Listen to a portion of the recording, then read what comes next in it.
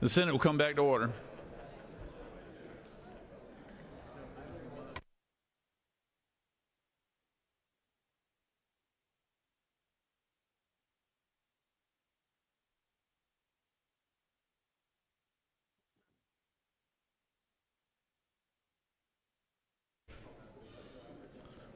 Senator from Clinch County. Thank you, Mr. President. I ask unanimous consent that Senate Rule 4-2.1 be suspended to allow for the withdrawal and commit of a bill. Secretary, read the caption. House Bill 563 by Representatives Bennett of the 94th and others, a bill to be entitled an act to amend Article 3 of Chapter 2 of Title 40 of the Official Code of Georgia annotated relating to prestige license plates and special plates for certain persons and vehicles so as to authorize licensed physical therapists to certify an individual is disabled for purposes of obtaining special vehicle decals for persons with disabilities to provide for related matters to repeal conflicting laws for other purposes. Mr. President, that completes the order. Is there objection? Hearing none. Suspend the rules.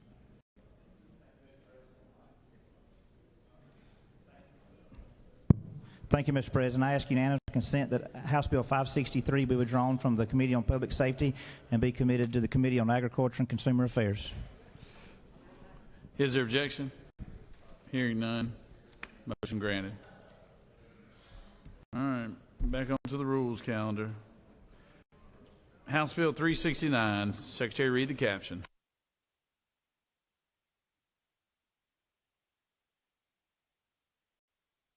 House Bill 369 by Representative Sharper of the 177th and others, a bill to be entitled an act to amend Part 1 of Article 1 of Chapter 8 of Title 40 of the Official Code of Georgia annotated relating to general provisions relative to equipment of motor vehicles so as to provide for vehicle equipment standards for motor vehicles used for the sale of food or beverages that primarily conduct such sales upon roadways to provide for related matters to repeal conflicting laws for other purposes. Mr. President, the Committee of the Senate on Ethics recommends that this bill do pass by substitute. Respectfully submitted, Senator Watson of the 11th District Chairman.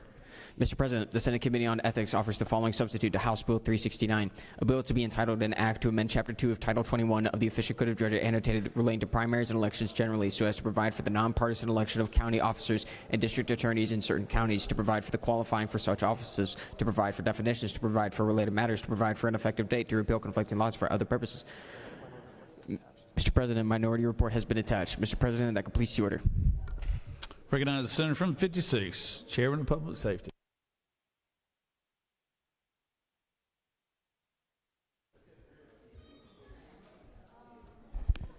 Thank you, Mr. President. We actually had a very similar bill to what you see in front of you.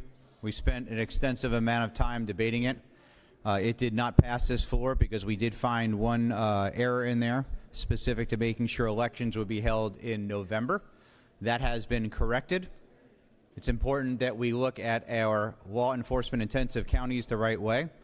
Things such as the World Cup coming, world's busiest airport, Super Bowls, NCAA, etc. I've made my entire career in this General Assembly about public safety, and this is a public safety issue.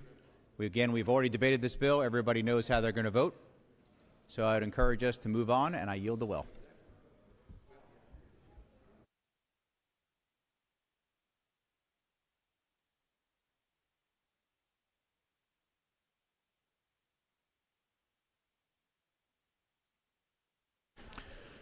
Recognize the Senator from the 14th.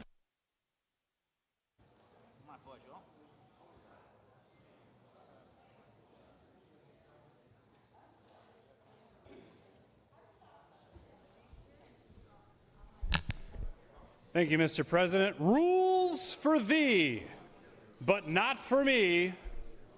That is the theme of this bill. Rules for thee, but not for me. What is that quote about the law binds and protects? There's an in-group and an out-group.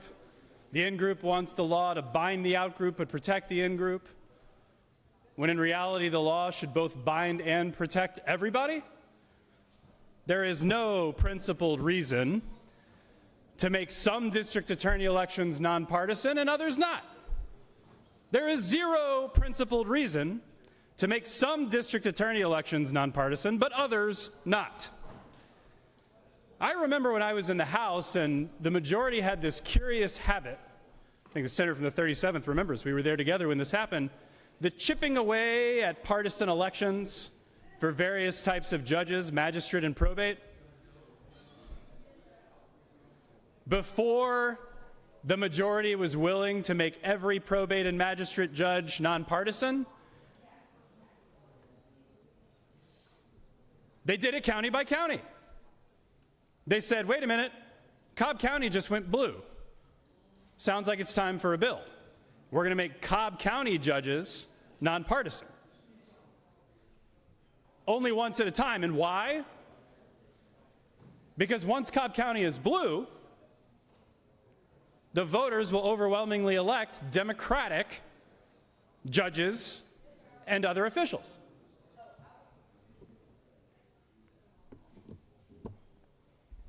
And so I asked a three-part series of questions of the sponsor of that bill, and I admire his honesty when he answered them. I said, number one, isn't it important for judges to neutrally, fairly, impartially apply the law? And isn't that why they should be nonpartisan? He said, yes.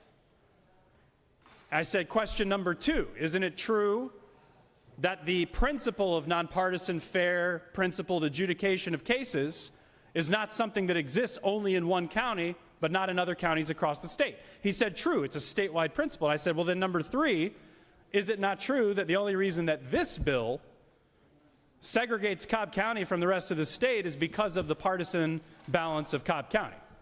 And I'm pretty sure he said, well, you might have me there, or no opinion, or, see you later, and he ran out of the well.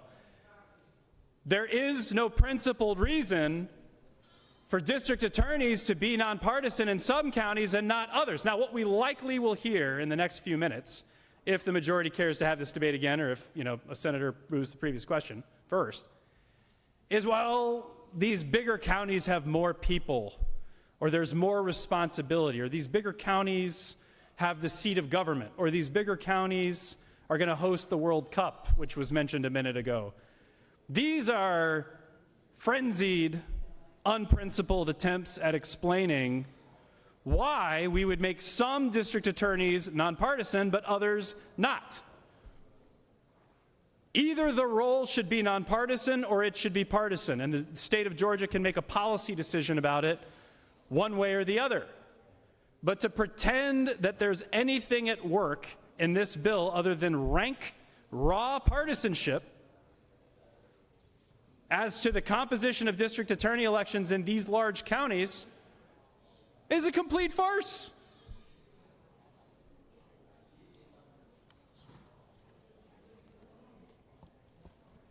The reason this bill may pass today is because the majority doesn't care about that lack of principled distinction between some counties and others. Not because the majority has real reasons why they should be different. And I'll close with this. Hatfields and McCoys continue to feud for centuries for one reason, and that's because when the Hatfields do something and then the McCoys get the upper hand, the McCoys decide that the only way to redress the injustices that occurred under the Hatfields is to do the same thing themselves. That is called a cycle of violence. It is 2026. We may very well have a Democratic governor and other statewide offices in 2027. We very well may have a Democratic House as soon as 2027. This chamber will take a little longer because y'all got more Play-Doh to work with when you draw those lines. But here is the key insight. If you put your heads down, check your phones, vote yes on this because it doesn't matter to you, you are guaranteeing that in our caucus meetings next year, a majority of those voices are going to say, we are in charge now, we're going to do the same thing they did to us. I'm going to be an advocate against that way of thinking. I would like to put the pencils and the guns down and do this the right way. But I'm inviting you to lead now, while it's still 2026, and come to the conclusion that you don't want to do rank partisanship with no principle whatsoever just because you have 32 votes on the board. You can do it, but that doesn't mean you should do it. And Mr. President, with that pan to principle and consistency, I will yield for questions. You do have one question, Senator. Recognize the senator from the 41st. Thank you, Mr. President. Does the senator yield? I do yield to my good friend, Madam Whip. Thank you, Senator. Is it not true that of the DAs, we have 51 DAs across the state of Georgia? Is that not true?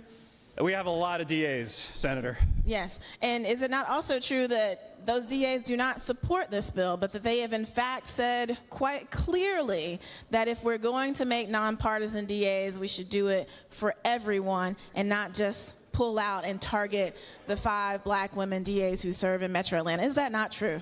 Yes, it's true, and what an unbelievable and amazing turn of events. That district attorneys with bar licenses who have to go through 3 years of school and take what's called the Multi-State Professional Responsibility Exam, MPRE for short, where they answer a series of questions about ethics and judgment and decision making. What an amazing surprise that those 51 DAs, no matter how they are elected, partisan DAs, that were elected in partisan primaries. What an amazing turn of events that those DAs should speak with one voice and say that there is no principle supporting this bill. That if we want to act in a principled way, that we should be doing it all or nothing, just like the magistrate and probate judges, all or nothing. Does the senator further yield? I do further yield. Yeah, so can we just talk about a little bit about the brass tacks of this bill? So it's my understanding, is it not true that these elections would take place in November?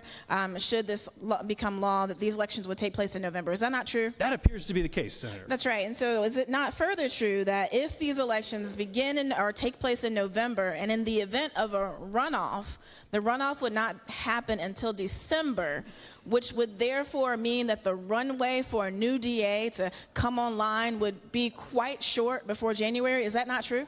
Well, Senator, that's just an aggravating detail. The point here, Senator, is to make sure that the largest metro counties do not elect solidly Democratic district attorneys. So I think you're getting a little bit too far into the weeds with the neutral and impartial justice application of law and justice by asking questions that are pragmatic or practical about how DAs are supposed to take office with only a short runway. That's too in the weeds, Senator, for the majority for this bill. They would much prefer that we just focus on the point, which is to take away the strong voices of the district attorneys who are elected in partisan elections in the 5 large counties that we're speaking about, Senator. Will the senator yield for a few more weedy questions? As long as the chamber does not use some procedural trick to get us to stop talking, you and I can continue to converse, Senator. Thank you, Senator. So just to continue with the more weeds, just practical application. Is it not true that if we are truly concerned with public safety, the rule of law, that we would be more interested in making sure that our DAs have ample run-up time before taking office, as opposed to having to squeeze in all of the transition within essentially what would be 3 weeks, and if you take out Christmas, really 2 weeks? Is that not true? Would that not be better for public safety to give a longer runway for folks to get on board? Senator, yes, and I know you know this, but you're breaking my heart, because what you're doing is you're asking me grounded, pragmatic policy questions about public safety and what this chamber would really do if it cared about public safety. And if it really cared about public safety, we would do all sorts of things differently. We wouldn't increase penalties on people that are already in a recidivism cycle, that don't know better, that can't get their lives together, further subjecting them to addiction and a life that they can't sustain, whether it's work or raising kids. We would fund mental health programs differently and more appropriately. We would decrease the amount of culture war in our schools and in our streets. We wouldn't encourage people to brandish firearms and use the Second Amendment as a thin cover for patriotism. There's plenty of things that we wouldn't do in this chamber if we really cared about public safety. But I agree with you that the run-up time that a district attorney has to take office is an incredibly important pragmatic policy consideration that we should be caring about if, in fact, we're worried about public safety, Senator. Do you further yield? I do. Yeah, so let's take a pivot, if you will, with me, and let's talk a little bit about fiscal responsibility, if you are willing to.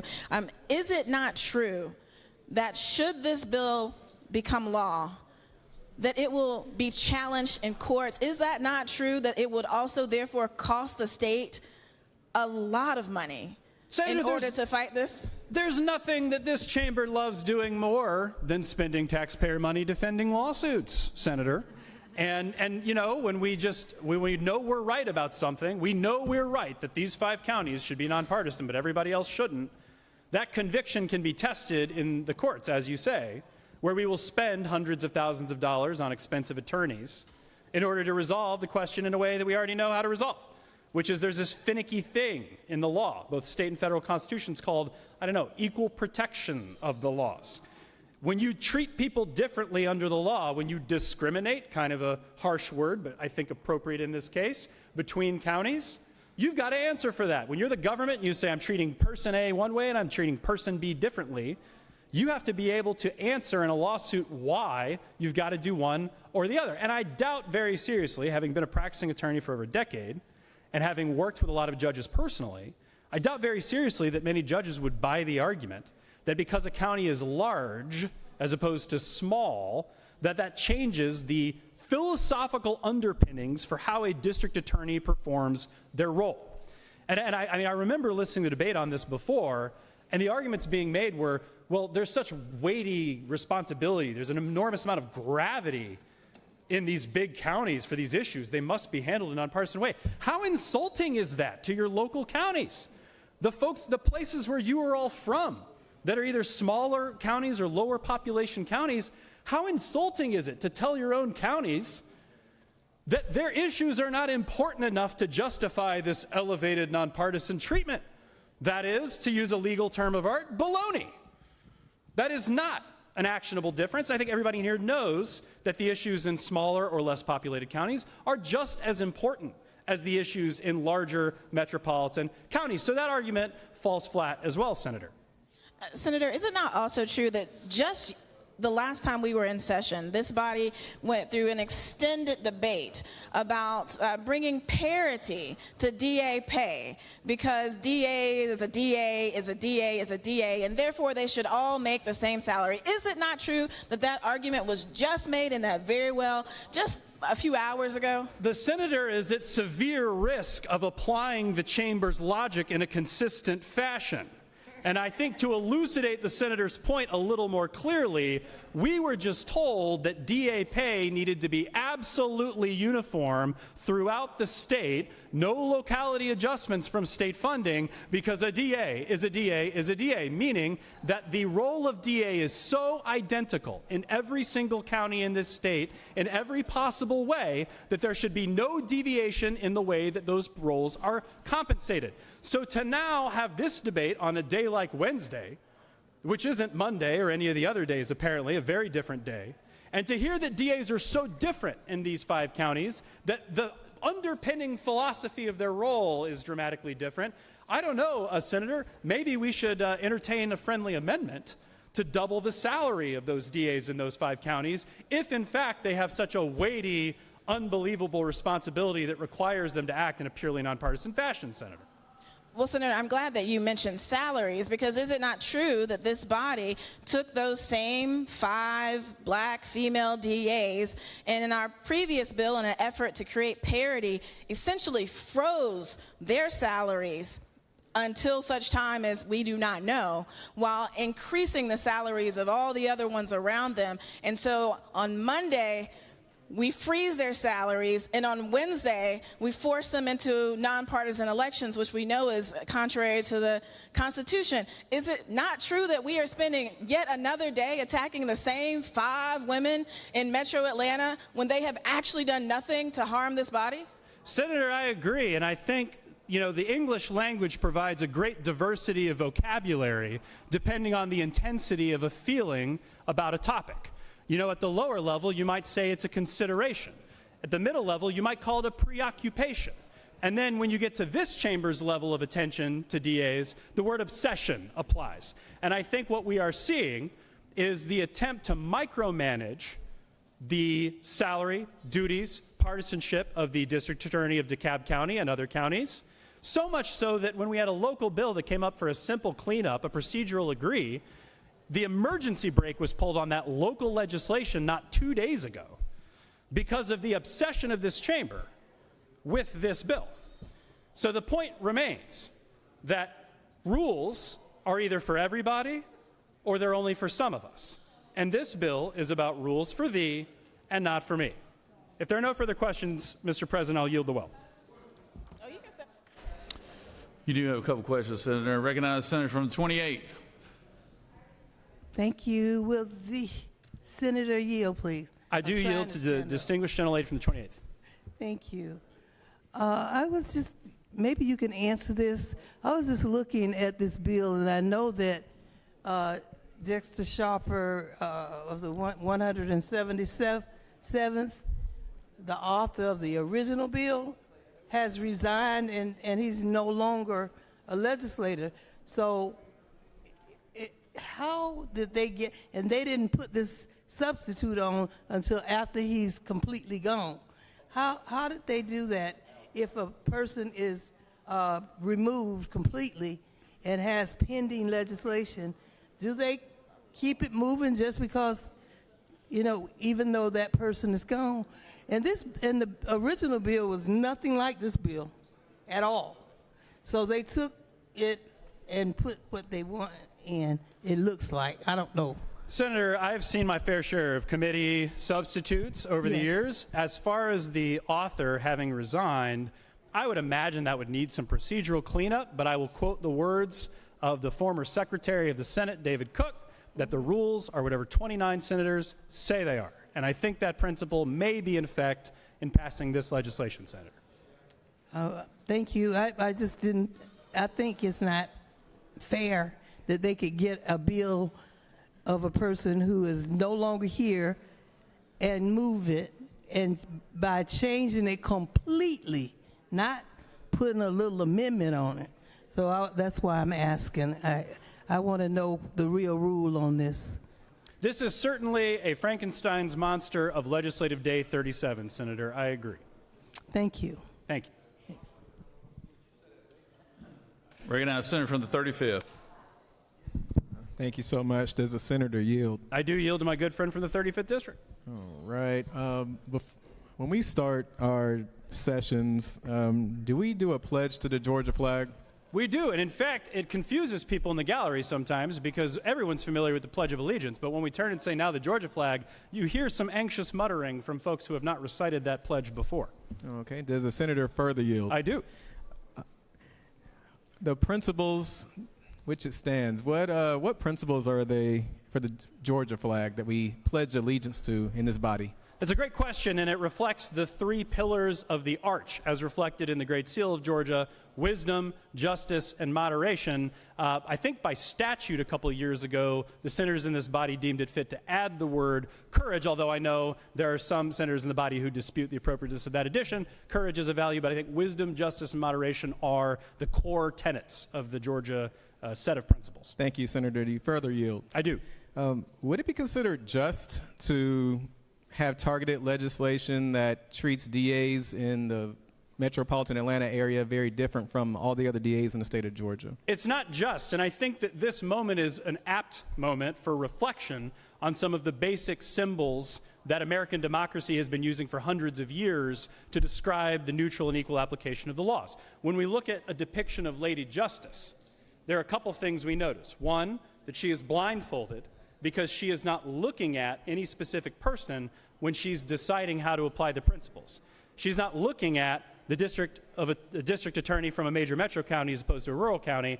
The other thing we notice about her is that we usually see her depicted with scales or weighting things. That there's a balance idea, right, to justice, that what is over here is on the same footing with what is over here. We don't treat two equal things differently, Senator. Okay. Does the senator further yield? I do. Because of the power of groupthink, would it take a tremendous amount of courage to vote no if you're in the majority party for this bill? Let me describe in painstaking detail the cascade of consequences that is surely to result if a single Republican senator votes yes on this legislation. There are several members of leadership that might be concerned about that yes vote. In fact, somebody will immediately go to the Secretary's office to poll a written recording of the vote. So you can see, after the screen has faded, which people voted yes and which people voted no. If one or two brave Republican senators were to take this vote in isolation, the crushing consequences of disloyalty adversity would soon visit upon them. There might be a consequence with regard to their committee assignments. There might be a consequence with regard to the late-stage legislation they would or would not be able to move in the chamber. There might be a caucus discussion that either names names or doesn't about how important it is to stick together, especially that the margin is now decreased from 33 to 32 votes. Any range of social and practical consequences could befall a Republican senator who votes yes for this, and yet, Senator, the correct, principled vote is no. And that is something every senator must grapple with for himself or herself. Does the senator yield for one final question? I do. Isn't it true that there is time to take an extended restroom break when it's time, before it's time to vote? There are multiple avenues by which senators may dodge accountability for a vote in this chamber. One of those ways is to be absent from the chamber and to leave the machine open. That would report NV, not voting, on the final recordation of the vote. Another way is any senator can go up to the secretary's desk, fill out a small piece of paper that requests an excused absence for Business Insider outside the Capitol. Doing so would put an E for excused up by your name on the board. Either of those mechanisms have been tried and true ways to avoid voting yes or no on a bill. Some would say that that escapes accountability, but I think when doing the right thing is the issue, it is better to do that than to vote for the bill. Thank you, Senator. Any other questions? I think you covered it. So, no questions, Senator. And I'm glad, thank you to the visitors in the gallery for joining us today. It's important to us to be transparent, to explain a little bit of Senate procedure for those of us who are here for the first time. Appreciate your time. Thank you, Mr. President. All right. Does any other senator wish to speak for or against the measure? We've got a minority report. Hold on one second, Senator from the 56th. We have a minority report and the senator from the 22nd. Senator. Yes, sir. Come on.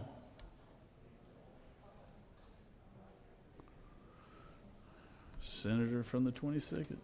The well is yours.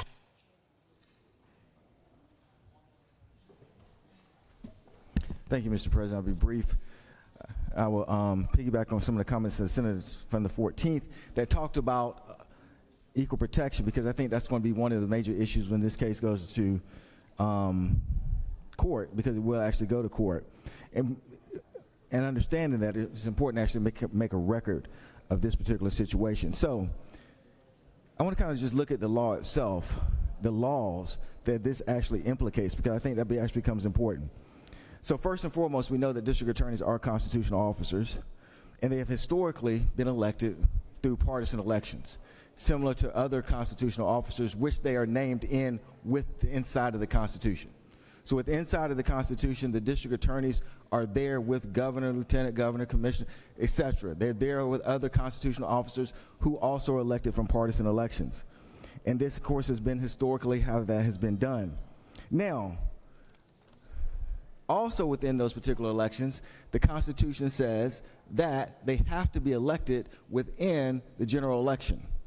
What the legislature did some years ago was then codified that in OCGA 21-2-9 and basically said a general election means November election. That's what it means. So those constitutional officers have to be elected within a general election. General election is defined by saying it has to be within a November election. That is within the statutes. So the district attorneys have to be within the November election. We know that as a fact because this particular statute, this particular bill says that these new nonpartisan offices have to be now elected within the general election. So what you have is a recognition, that these DAs have to be elected within November, also within a general election, because the bill itself puts them there. So it's recognizing that there's actually a problem by making them nonpartisan. Because when you make them nonpartisan within the state of Georgia, it actually states within the statute that nonpartisan elections are going to be when? Within a general primary. That's what it says. So you have two different things actually crashing against each other. On one level, you're trying to say that you're going to make it nonpartisan, which you're taking a constitutional officer out of his normal purview within the Constitution, which is always going to be a partisan. And then at the same time, you're saying you're going to make it nonpartisan, but you're going to actually do it within the general election cycle. That's not what the statute says. The primary cycle statute says that it has to be done during the general primary. You can't make a primary election on the general election or the November election. The statute clearly says that a primary election goes on a primary election, not in a general election. It also clearly says that the only way you can change these to make them nonpartisan is really through a local act. This is not a local bill. It is not a local act. So you have various things going on here. Number one, you're taking a constitutional officer, which is not a local officer, making them nonpartisan, which clearly is calculated they are going to be partisan based on this constitutional paragraph they're in. Number two, you're saying you're going to make them nonpartisan, but you don't actually put them within the nonpartisan election cycle. You put them within a partisan election cycle because you realize that the law is clear that you have to put them within the November election. And based upon that, here's the dichotomy that would take place. And the only reason that you're doing it is you created these metrics out of whole cloth that make no sense and said that these 5 African American women, they're so different because of size and because they got a medical examiner, and so therefore we can now create them to be nonpartisan. We don't have to follow the nonpartisan statute, and we can put them within a general election. Okay. The court's then going to say, well, can't you make up any metrics for anybody? Can't you find other DAs and just make up metrics for them? That's what the court is going to ask. And the answer is going to be, well, yeah, we could. And at that point in time, you have an equal protection problem. Because the fact of the matter is you could go collect 5 DAs from all over the state and create metrics for them and say, based on these metrics, we're going to change your particular election cycle. And so we understand that we have an equal protection problem here because you're treating similarly situated people differently based on absolutely nothing.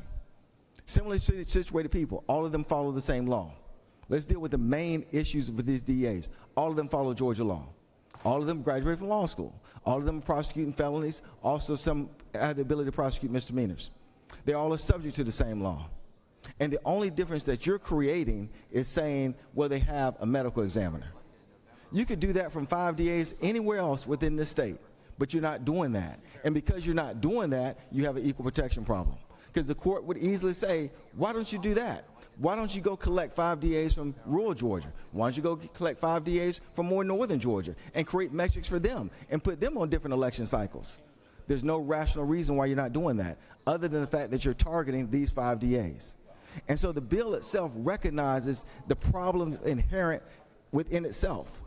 Because if it truly believed that it was on the right footing, it would actually say that these elections should be in a true nonpartisan election, which is during the primary season. Once it starts saying that it's going to be within the general election season, it is recognizing that we have a problem within the law. That these DAs are supposed to be in the general election, they're supposed to be within the November election, so we know that's the fact, so we're going to do that, but at the same time trying to make it nonpartisan, but you don't actually follow the law to make them nonpartisan. You actually do not follow the law, because the law says the nonpartisan person actually is in a primary. But you skip that. You say, no, we're going to put them in a general election. So the law, this bill is totally confused. It's confused because you're targeting people, and the court is going to say, why are you actually trying to do this? It makes no sense. Because anyone could go cluster 5 DAs, 2 DAs, 3 DAs, make any metric up they want, and start changing their election dates also. And that's not going to stand judicial scrutiny. It can't, because that's actually the facts. The fact of the matter is next year we could go grab 5 other DAs, make up any metrics that we want, and say now we're going to change your election cycle. Then we can go grab 10 if we want to. We can go grab 2 if we want to. Make any little metric that we want and say we're now going to go change your election cycle. Obviously, that's not constitutional. Obviously, that's not legal. And the court's basically going to laugh this General Assembly out of the courtroom for even trying it. And we ought to be ashamed of ourselves for actually spending all this money that we're going to spend defending this foolishness, which obviously is not going to be considered to be legal. There's no reason to actually do this. The bill itself is at war with itself. You make something nonpartisan, but you don't follow the nonpartisan law because you recognize the Constitution mandates that these folks are in a general election, and they go against each other, and therefore the bill has no opportunity to actually withstand constitutional muster. And with that, Mr. President, I will yield the will. The senator is yielded. Senator, you'd like to close?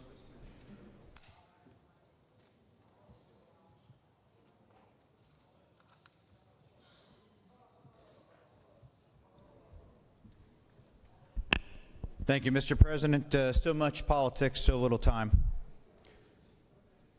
My friend, the senator from the 14th, and others said we should have principled votes.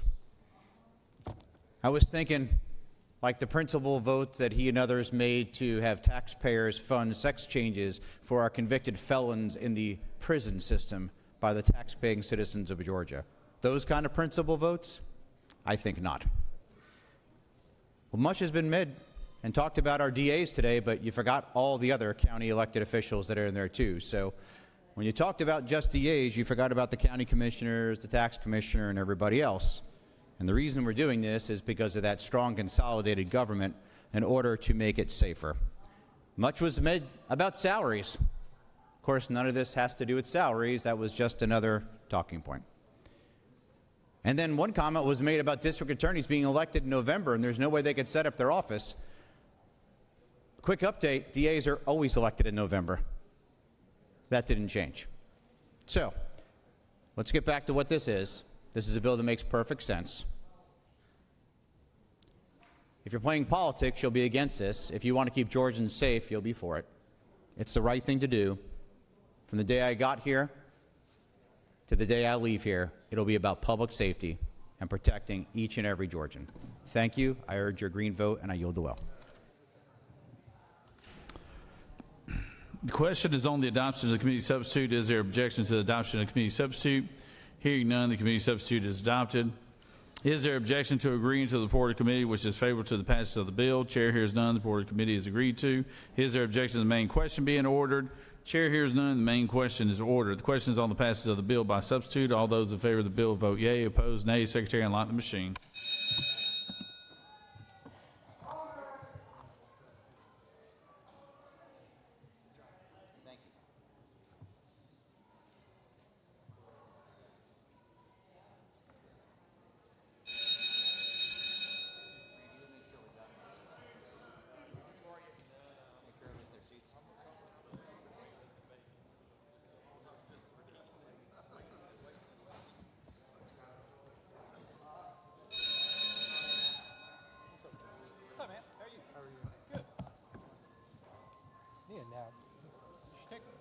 We should. You get about 3-4 of your members to take it.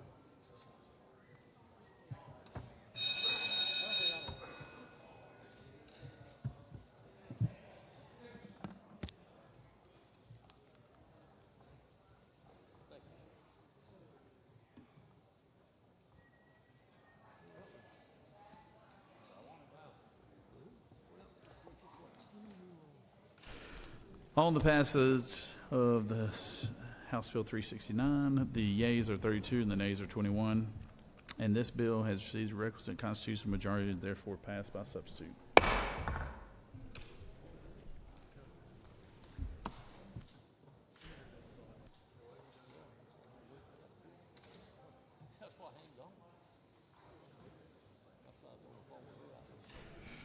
Secretary Reed, House Bill 438.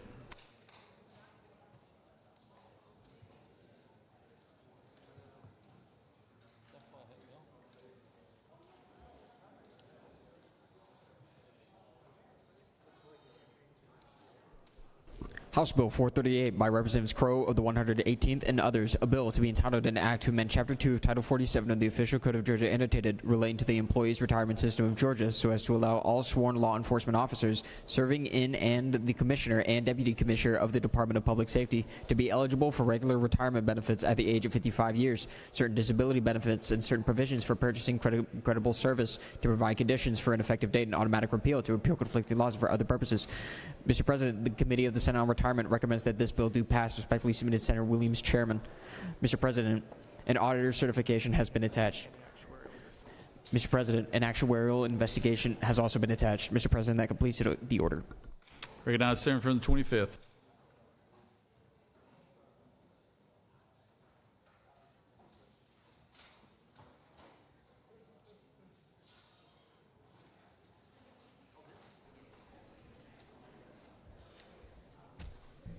Thank you, Mr. President.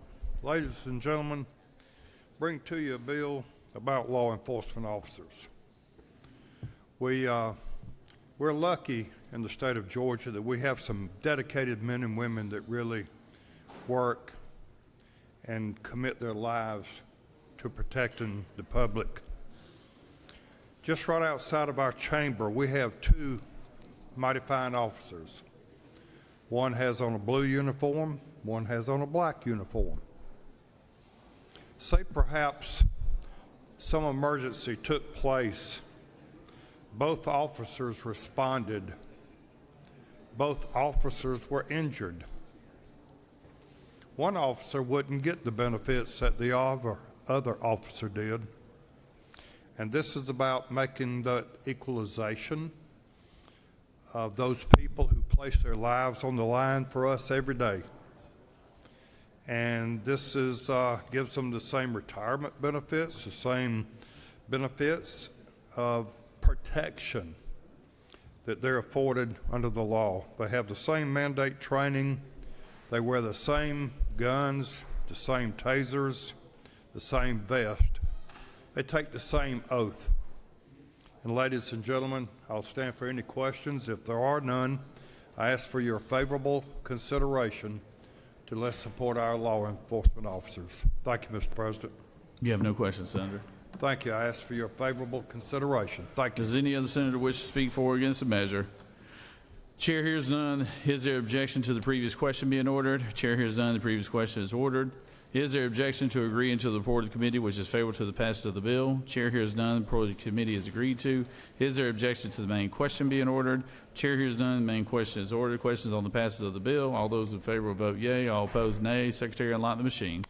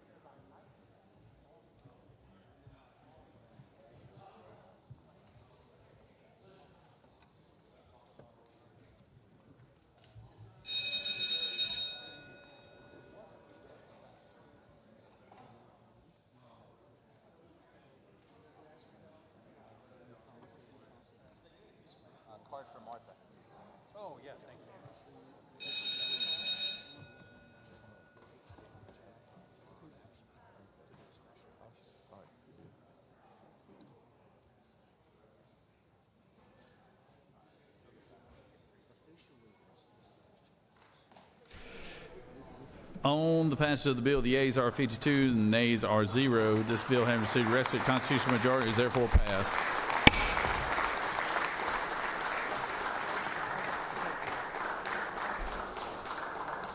Good job, Senator. Secretary Reed, House Bill 519.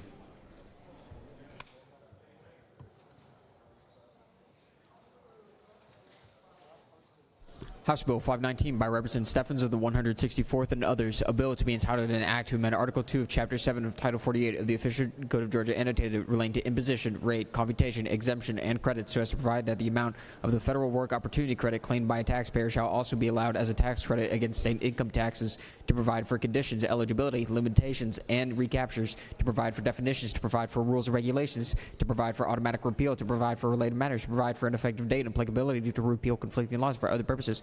Mr. President, the Committee of the Senate on Finance recommends that this bill do pass. Respectfully submitted, Senator Hofstadler, the 52nd District Chairman.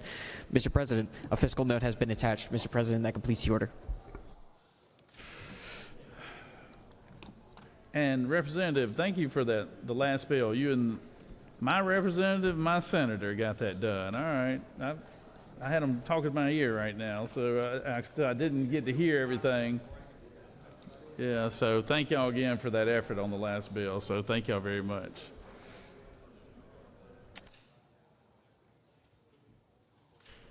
Recognize the senator from the 4th.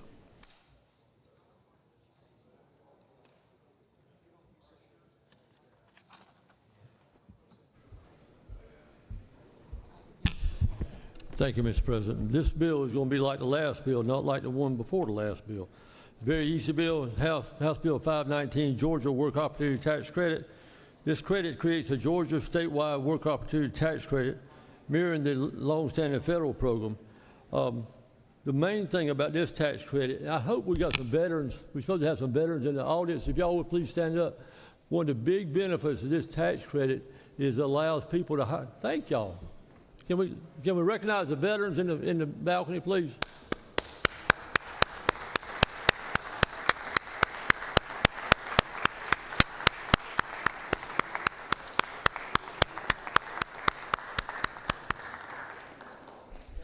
Thank you, Senators. One of the big things with this tax credit, it allows employers to hire veterans for jobs. It's a $500 tax credit. It also allows for tax credit people to qualify for SNAP benefits and TANF benefits, long-term unemployed individuals like 6 months or more, SSI recipients. And another big thing that's close to my heart, it also allows this tax credit for people with disabilities, whether it be physical or mental disabilities. And also ex-felons, individuals who experience homelessness. I want you to know that we've worked so hard with literacy on this thing, and this is another thing, another statistic that just blows my mind, that over 20% of the hirees lack a high school diploma under this program. Employers only receive this credit when a job is actually filled. Research shows that for every $1 invested, there's $2 in return. It's a $10 million tax credit. The tax credit cannot exceed the tax liability, so it's not a refundable credit. And the tax credit cannot be carried forward or backward. And again, I thank you so much for the veterans for being here today. And y'all please vote green on this bill. And Mr. President, I yield the will. Thank you. Thank you, Senator. Senators yielded. Any other senator wish to speak for or against the measure? Chair hears none. Is there objections to the previous question being ordered? Chair hears none. The previous question is ordered. Is there objection to agreeing to the report of committee which is favorable to the passage of the bill? Chair hears none. The report of committee is agreed to. Questions on the passage of the bill. All those in favor of the bill vote yea. Opposed, nay. Secretary will unlock the machine.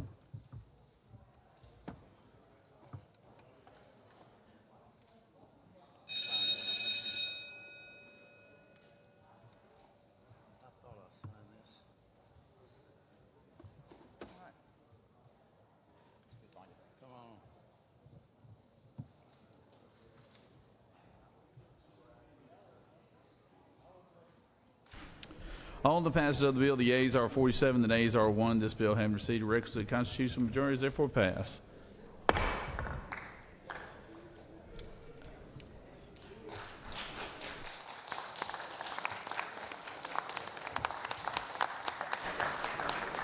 Secretary read House Bill 530.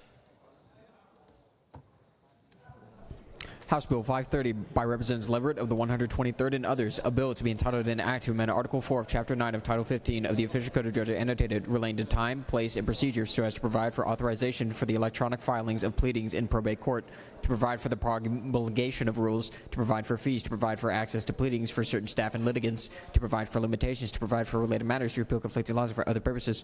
Mr. President, the Committee of the Senate on Judiciary recommends that this bill do pass by substitute. Respectfully submitted, Senator Strickland, the 42nd District Chairman. Mr. President, the Senate Committee on Judiciary offers the following substitute to House Bill 530, a bill to be entitled an act to amend Article 4 of Chapter 9 of Title 15 of the Official Code of Georgia annotated relating to time, place, and procedure so as to provide for electronic filing of pleadings and other documents in probate court, to provide for the promulgation of rules, to provide for fees, to provide for access to pleadings for certain staff and litigants, to provide for limitations and exceptions, to provide for applicability, to provide for related matters, to repeal conflicting laws, and for other purposes. Mr. President, that completes the order.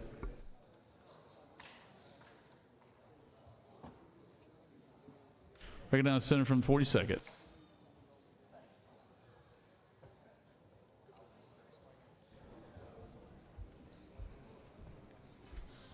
Thank you, Mr. President. Members of the Senate, House Bill 530 just provides for electronic filing in our probate courts. This will make our probate courts get into the 21st century like we did with our superior state and magistrate courts. Creates a lot more efficiency and makes things a lot easier for these courts to operate. And also for those that interact with these courts, makes it much easier. You can file now online once this passes. We did provide for those exceptions to deal with circumstances where paper filing is necessary, and also make certain that resources are available for those who have to walk in and still want to file inside the courts themselves. Happy to take any questions. No questions. I'll yield the will. Does any of the senators wish to speak for or against the measure? Chair hears none. Is there objection to the previous question be in order? Chair hears none. The previous question is ordered. The question is on the adoption of the committee substitute. Is there objection to the adoption of the committee substitute? Hearing none, the committee substitute is adopted. Is there objection to agreeing to the report of the committee which is favorable to the passage of the bill? Chair hears none. The report of the committee is agreed to. Is there objection to the main question being ordered? Chair hears none. The main question is ordered. The question is on the passage of the bill by substitute. All those in favor of the bill vote yea. Opposed, nay. Secretary, unlock the machine.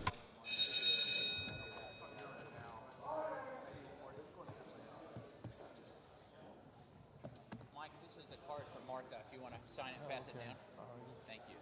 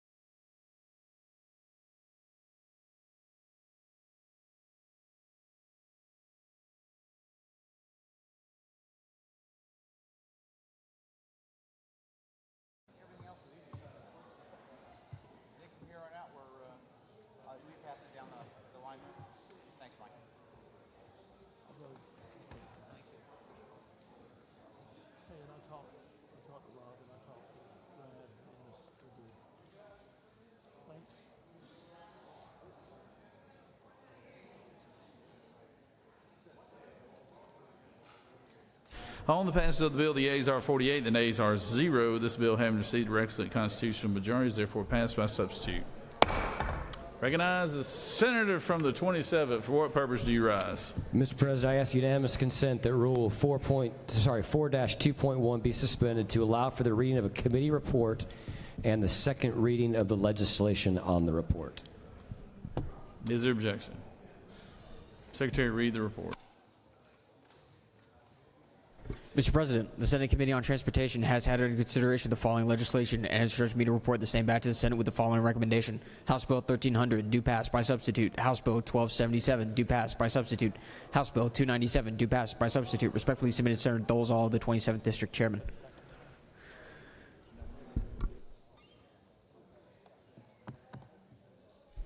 House Bill 1277 by Representatives Barton of the 5th and others, conservation and natural resources, increased project cost threshold for public roads or airports requiring environmental evaluations. House Resolution 1300 by Representative Ford of the 170th and others, Representative Penny Houston Roundabout, Cook County, dedicate. Mr. President, that completes the order. Thank you, Senator. Moving on, Secretary read House Bill 1112.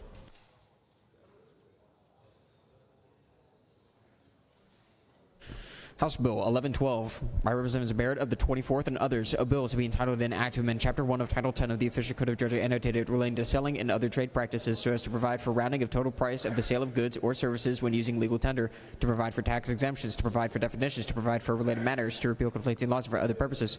Mr. President, the Committee of the Senate on Finance recommends that this bill do pass by substitute. Respectfully submitted, Senator Huffstetler, the 52nd District Chairman. Mr. President, The Senate Committee on Finance offers the following substitute to House Bill 1112, a bill to be entitled an act to amend Chapter 1 of Title 10 of the Official Code of Georgia annotated relating to selling and other trade practices so as to provide for rounding of total price of the sale of goods or services when using legal tender, to provide for payment in exact change when using legal tender, to provide for tax exemptions, to provide for certain immunities, to provide for definitions, to provide for related matters, to repeal conflicting laws, and for other purposes. Mr. President, that completes the order. Recognize the senator from the 52nd.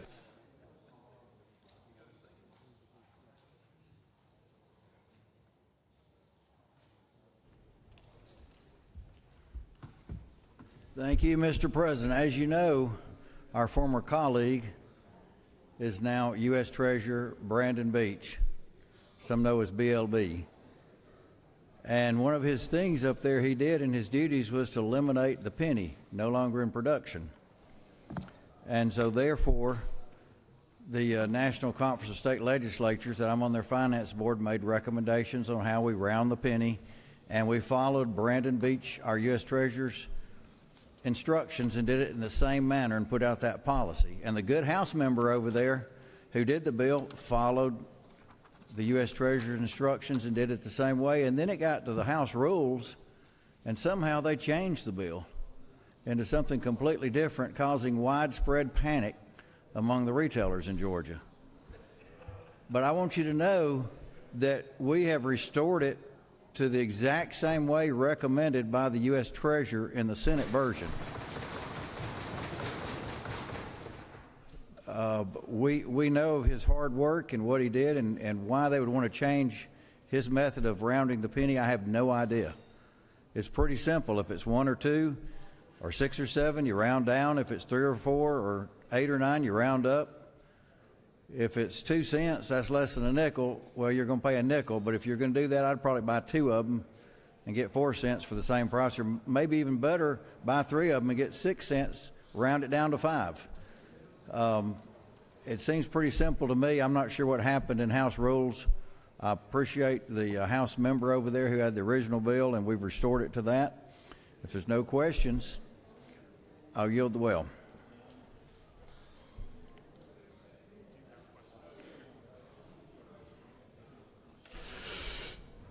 You do have a couple questions. Recognize the senator from the 48th. Thank you, Mr. President. Senator Yield. I will certainly yield. Senator, when you described the math just a moment ago, 3 and 4 and 8 and 9 round up, and 1 and 2 round down, but maybe round up, could you walk us through that math again? Because I think everybody was more confused after your explanation than we were before you started. So I gave too much information. Way too much information. If it's 1 and 2, if your total comes out to 1 or 2, you round down to 0. If it's 3 or 4, you round up to 5. If it's 6 or 7, you round down to 5, and it's 8 or 9, you round up to 10. Senator, Pretty simple. I'll further yield, yes, sir. Could you do that again, but in the voice of Charlie Brown's teacher? Because that's how it sounded to everybody in here. I think once is probably enough on this long day. Would you also not agree, Senator, that if not, but for the, I don't know if you call it good work or dereliction of duty by our former colleague, that you would not be standing here right now having to answer these questions? We wouldn't be doing this except for him looking and saying, why are we paying 5 or 6 cents to mend a penny that's only worth a penny? Fair enough. Thank you.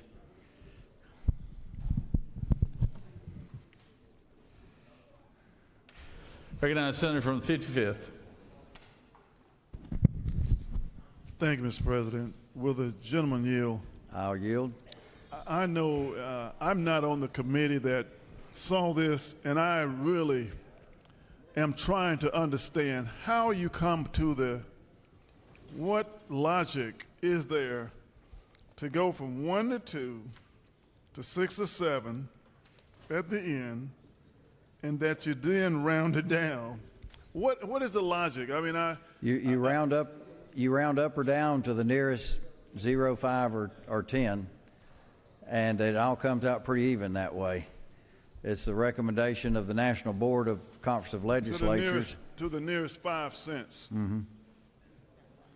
And it all evens out. Not the nearest 10. I love you. Thank you.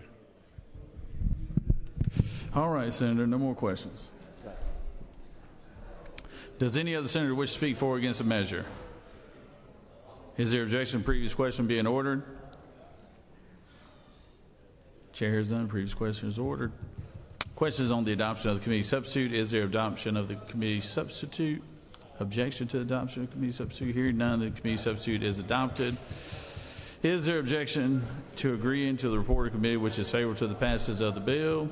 Chair hears none. The report of committee is agreed to. Is there objection to the main question being ordered? Chair hears none. The main question is ordered. Questions on the passage of the bill by substitute. All those in favor of the bill will vote yea. Opposed, nay. Secretary will unlock the machine. Senator from the 27th, for what purpose do you rise? Parliamentary inquiry, Mr. President. State your inquiry. Is it not true that we have the Treasurer of the United States on the phone, and he just informed me that when he looks in the mirror and asks himself, what does he see, that the answer is a good-looking stud named BLB. Is that not true, Mr. President? That sounds like something he would say. Recognize Senator from the 14th. What purpose do you rise? Thank you, Mr. President. Parliamentary inquiry. State your inquiry. Mr. President, is it not true that when the federal government came to its determination on this issue, it turned to Georgia and said, "You follow me"? Recognize the Senator from the 13th. For what purpose do you rise? Parliamentary inquiry, Mr. President. State your inquiry. Mr. President, is a penny earned, a penny saved still valid?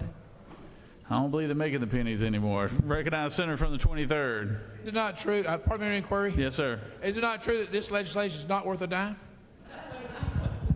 That's the answer to most pieces of legislation lately. I can't even believe we're passing most of this stuff right now. So, all right. On the passages of the bill, the yeas are 50 and the nays are 0. This bill, having received requisite constitutional majority, is therefore passed by substitute. No offense to whoever authored that last bill. I'm sure it's great. So,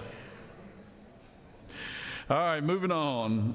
Secretary Reed, House Bill 1128.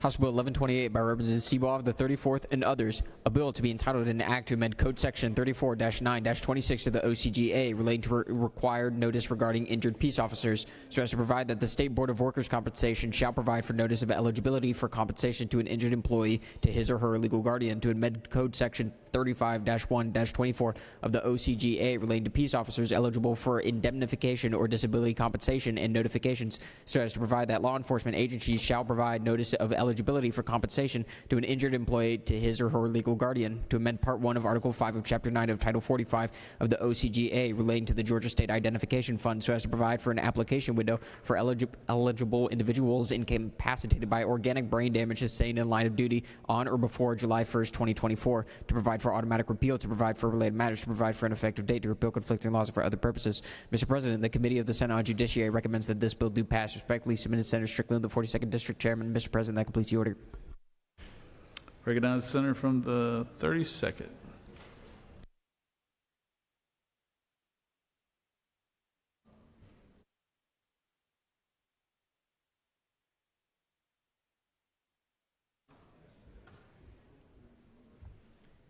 Thank you, Mr. President. This bill honors our commitment to Georgia's law enforcement officers who have been seriously injured in the line of duty.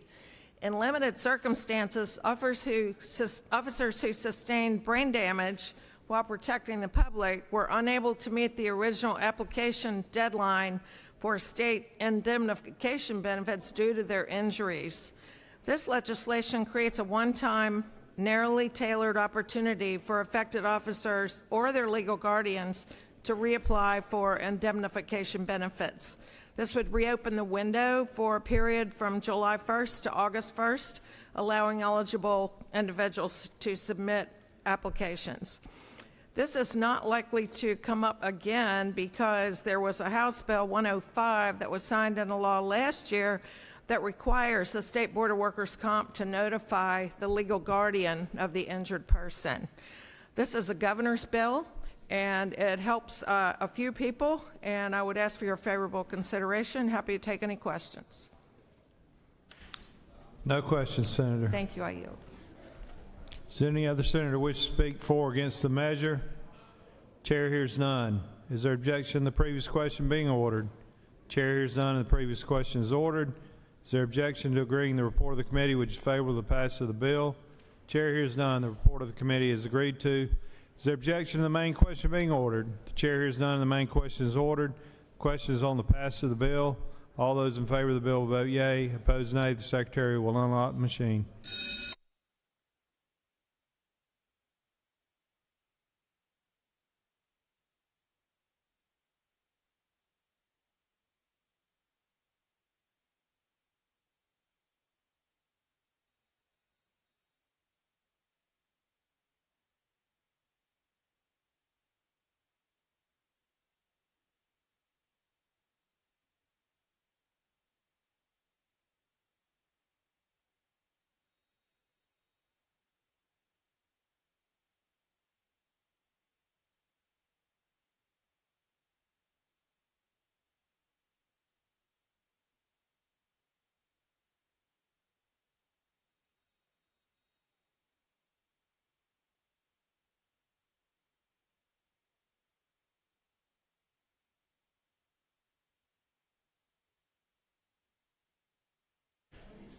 Senator,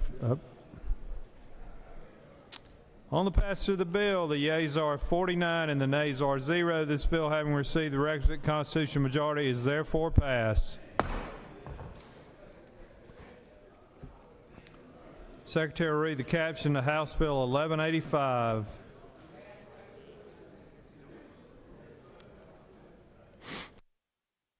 House Bill 1185 by Representative Demonstration of the 104th and others, a bill to be entitled an act to amend Titles 14 and 15 to the Official Code of Georgia annotated relating to corporations, partnerships, and associations and courts, respectively, so as to provide for certain shareholder claims to be brought before the Georgia Statewide Business Court, to permit a corporation's bylaws or articles of incorporation to require certain claims to be heard by the Georgia Statewide Business Court, to provide for removal of certain claims to the Georgia Statewide Business Court, to provide for attorney's fees and costs, to exempt payment of attorney's fees and costs in certain situations, to provide for definitions, to provide for an effective date and applicability, to provide for related matters, to repeal conflicting laws, for other purposes. Mr. President, the Committee of the Senate on Judiciary recommends that this bill do pass. Respectfully submitted, Senator Strickland, the 42nd District Chairman.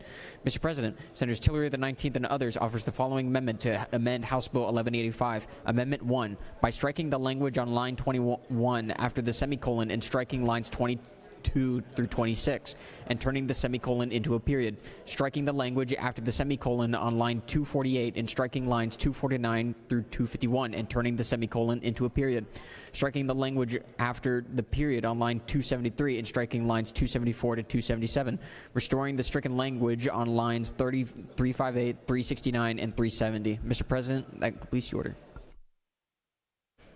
Senator from the 27th.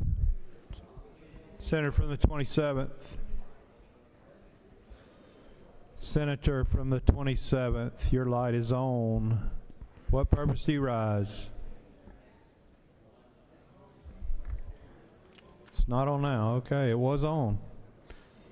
I recognize the senator from the 50th to speak to House Bill 1185.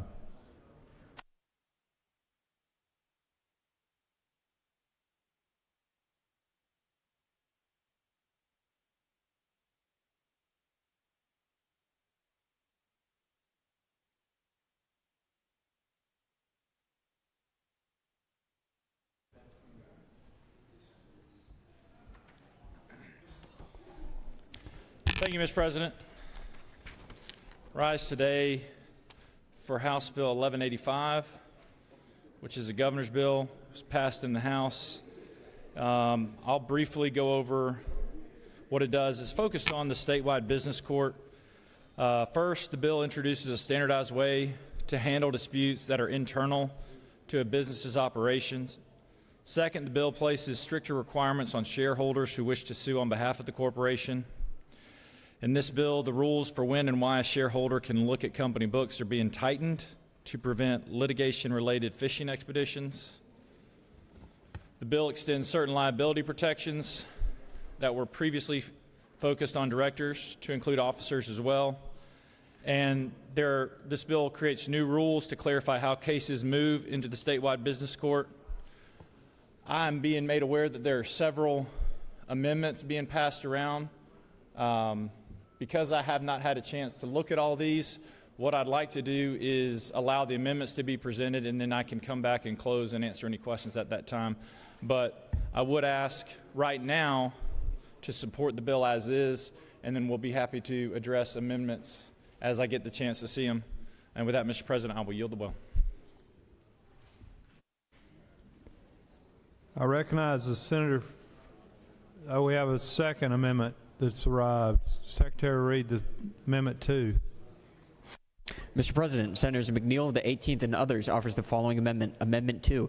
Amend House Bill 1185 by replacing lines 1 and 2 with the following: to amend titles 9, 14, 15, and 51 of the Official Code of Georgia annotated relating to civil practice, corporations, partnerships, and associations, courts, and torts, respectively, so as to provide for, by inserting after situations on line 7 the following: to revise a provision for consolidation of civil actions, to repeal certain provisions for the joining of multiple claims in a single action, for venue and forum, and for consolidation of claims, by inserting after line 400 the following: Section 21, Title 9 of the Official Code of Georgia annotated relating to civil practice is amended in Code Section 9-11-42 relating to consolidation and evidence by revising subsection A as follows. Mr. President, that completes the order. Senator from the 6th, what purpose do you rise?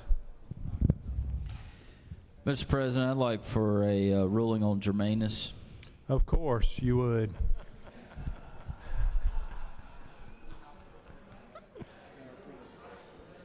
Let me look at it. Get out my rule book here.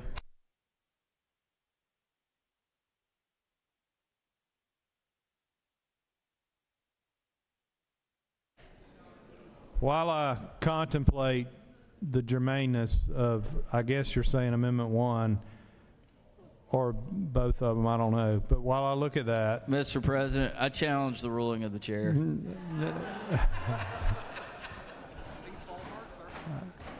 I withdraw all. I'm undefeated so far, but this could be the day. All right, he withdraws. I recognize the senator from the 19th to speak to Amendment 1.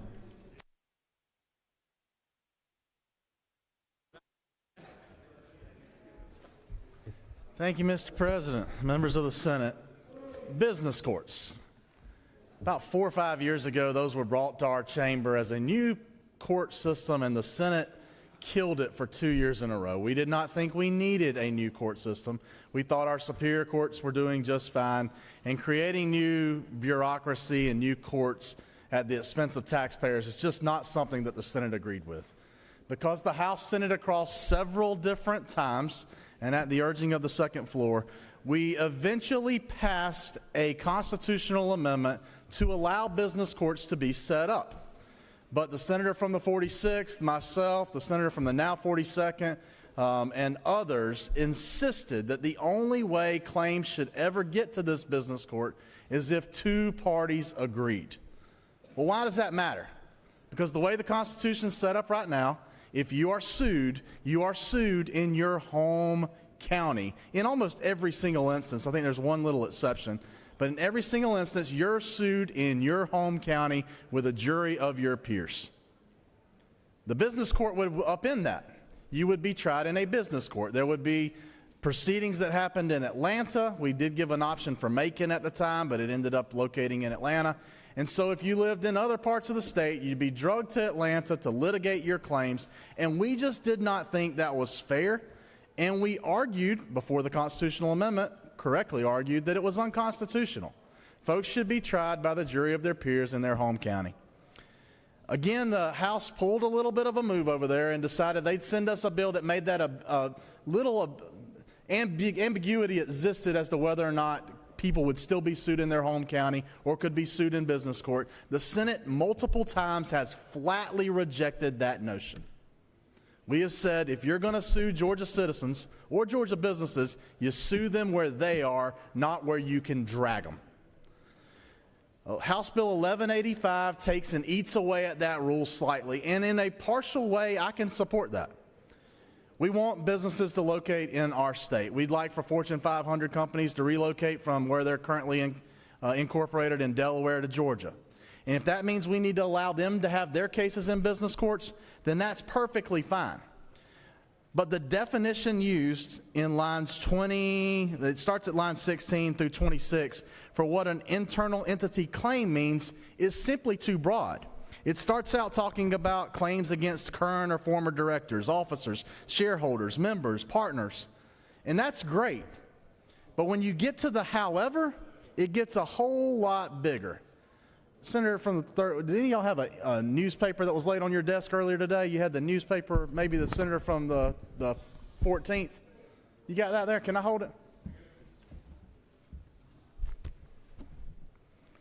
After the however, we get to a portion that says, however, any claim, action, or proceeding that challenges the sufficiency of an entity's disclosures or otherwise alleging a breach of duty of disclosure against an entity organized under this title, means any corporation, shall be brought also in this business court. I'm not sure it would include these claims, but that definition is so broad, I'm not sure it doesn't include coal ash claims made against Georgia Power, a duty to disclose that to EPD. I'm not sure it doesn't include the claims we had laid on our desk this morning about forever chemicals and PFAS. Would PFAS claims now, failure to disclose a duty to the EPD or the EPA, would those claims now be able to be brought in business courts? I'm not sure. So that's why I've offered this amendment. It strikes lines 21 after the semicolon through the rest of the act and leaves it just with these things we're talking about: claims against directors, former directors, officers, shareholders, and members. On line 249 through 251, you'll see this bill also has an inclusion of an attorney's fees claim provision. What it says is that in a derivative action, if a plaintiff brings a derivative action against a company and wins, but all they brought was that action, that they can't receive their attorney's fees for it. Now, I would generally be okay with that. I understand attorney's fees are paid by each side. But if you turn over a few pages to lines 275, you see that if someone brings a claim for inspection of the books and the defendants win, then not is it to be decided by the judge if it's reasonable that a plaintiff be awarded or the defendant be awarded their attorney fees. It literally says on line 275 that the court shall order the member demanding inspection to pay the limited liability company's cost and reasonable attorney's fees. My argument here isn't that one side should pay or the other side should pay. It's simply that the common law should stand, and what's good for the goose should be good for the gander. If we're going to award attorney's fees in one instance, we should allow it to be awarded in the other. And if we're not going to award it in one instance, then why will we require another party to pay it in a separate action? So what the second and third parts of that amendment do is strike those attorney fees provisions altogether. It doesn't award it to the plaintiffs. It doesn't award it to the defendants. It just stays neutral on the topic and lets the judge make the decision, as they can already under Title IX. The last portion of this amendment, lines 10 and 11 of my amendment, look at lines 358, 369, and 370. When we agreed originally to the business court, we said that it required two-party consent. We saw that eroded away by the constitutional amendment. When the enabling legislation came over, we again insisted on two-party consent, and we saw that eroded away by the enabling legislation. This erodes away at it again at a final straw, and it strikes the presumption that civil actions will remain in the county where you live, not drugged to Atlanta to the business court. In lines 358, they strike the presumption, on the underlying bill strikes the presumption that this court should be, that you should be tried in your home county. In lines 369 and 370, this bill strikes the presumptions that you should be tried in your home county. What this amendment does is restores that stricken language, restores the presumption that you should be tried in your home county instead of drugged to Atlanta to litigate your claims. Members, my amendment just reiterates the Senate's position. It makes sure that PFAS claims aren't drugged into business courts, that those folks get to try those in the county where they live right now. It makes sure that attorney's fees provisions aren't tried one way and then another. We strike it out completely, let the common law and the courts decide, and we restore the stricken language that restores the presumption that you are tried in your home county, not in the county that a plaintiff can drag you to especially if that county ends up being Fulton and you're drugged to Atlanta. Happy to take any questions, or Mr. President, if there are no questions, I'll yield the well. There are questions. I recognize the senator from the 13th. Sir, do you? Yes, sir. Sir, in layman's terms, if you don't mind, could you kind of just explain the difference between business court, superior court, et cetera, if you don't mind? Yeah. We have various different court systems. That's why, again, we wondered why we were going to create a business court.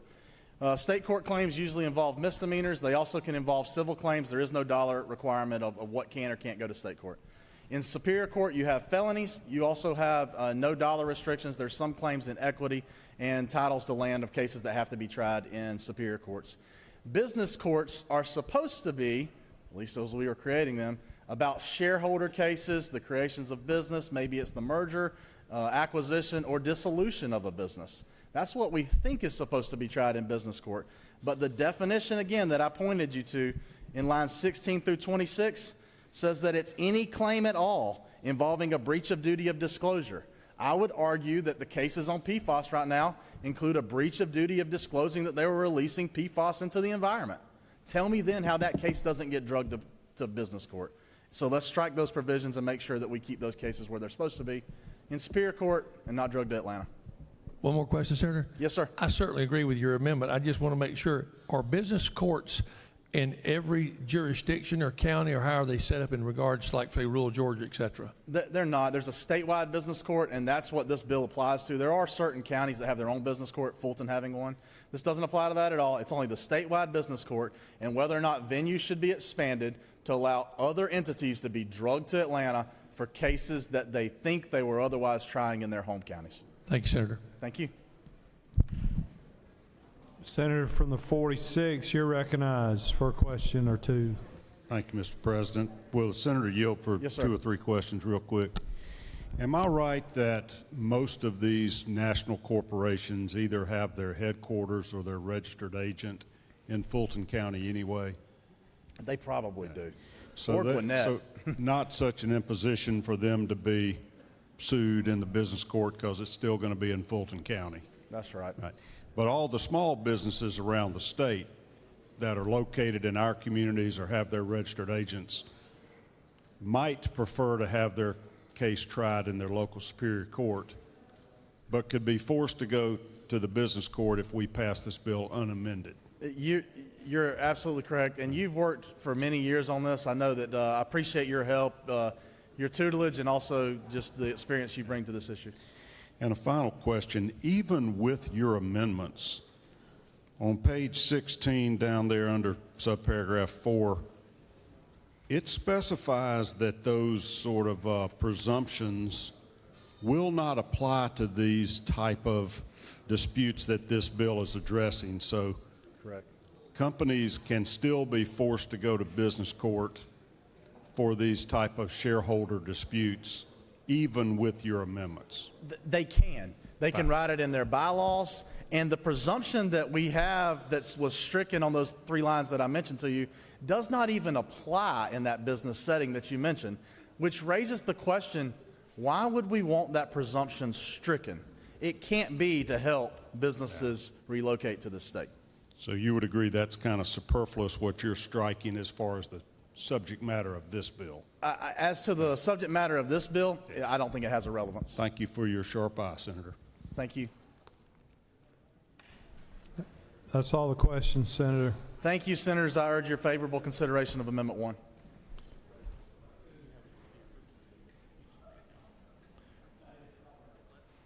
We've got more amendments that have arrived. Secretary, read the additional amendments. Mr. President, Senator Hatchett of the 50th offers the following amendment. Amendment 3, amend House Bill 1185, inserting after court on lines 343 and 379 and after document on line 400 the following, and provided further that such requirement shall be implied in the Articles of Incorporation and bylaws for entities organized under Chapter 2 of Title 14 of the Official Code of Georgia annotated on or after July 1st, 2026, and entities converted to a corporation under Code Section 14-2-1109.2 on or after July 1st, 2026, unless otherwise provided therein. Inserting after court on line 389 the following, provided that such requirement shall be implied in the Articles of Incorporation and bylaws for entities organized under Chapter 2 of Title 14 of the Official Code of Georgia, annotated on or after July 1st, 2026, and entities converted to a corporation under Code Section 14-2-1109.2 on or after July 1st, 2026, unless otherwise proved therein. And Mr. President, Senators Hatchett of the 50th offers the following amendment to amend House Bill 1185, Amendment 1A, by striking lines 1 through 11 and replacing with by adding brought by a shareholder or a member after the word proceeding on line 22, by striking the language after the period on line 273 and striking lines 274 through 277. Mr. President, Senators McNeil of the 18th offers the following amendment to amend House Bill 1185, Amendment 2A, by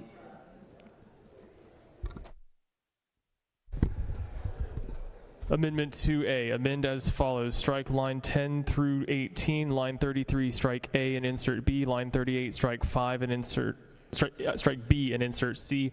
Line 33, insert a new subsection A to read as follows. A, notwithstanding any code section to the contrary for claims brought under this code section when actions involving a common question of law or fact are pending before the court may order a joint hearing or trial of any or all the matters in issue in the actions. It may order all the actions consolidated, and it may make such orders concerning proceedings therein as may tend to avoid unnecessary costs or delays. Mr. President, Senator McLaurin of the 14th offers Amendment 3A, amend Amendment 3 to House Bill 1185 by striking the second comma in the second block of text to be inserted. Mr. President, that completes the order.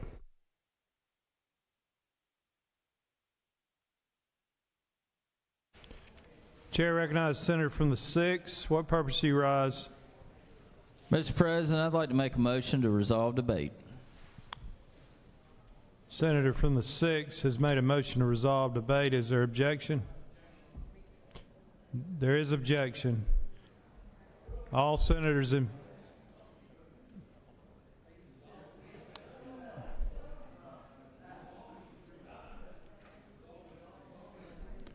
All senators in favor of the motion to resolve debate will vote yea. Those opposed will vote nay. The secretary will unlock the machine.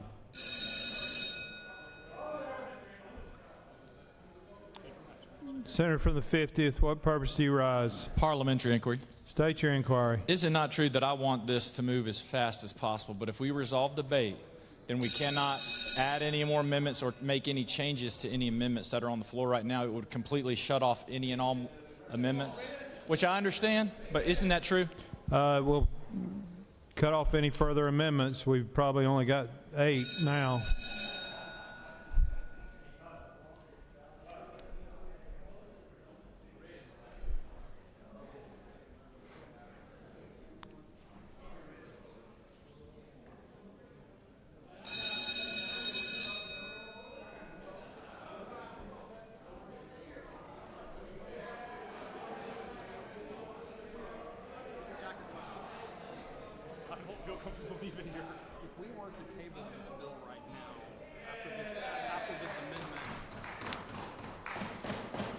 Senate loves to debate.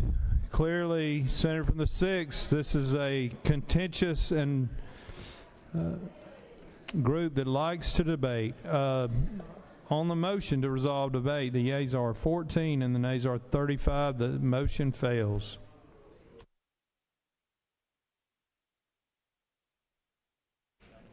All right. Chair recognizes the senator from the 18th to speak to his amendment.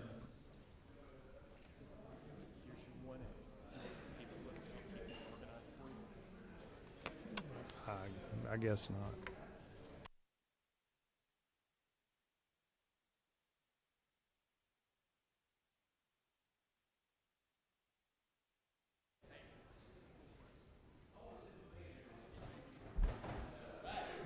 Thank you, Mr. President.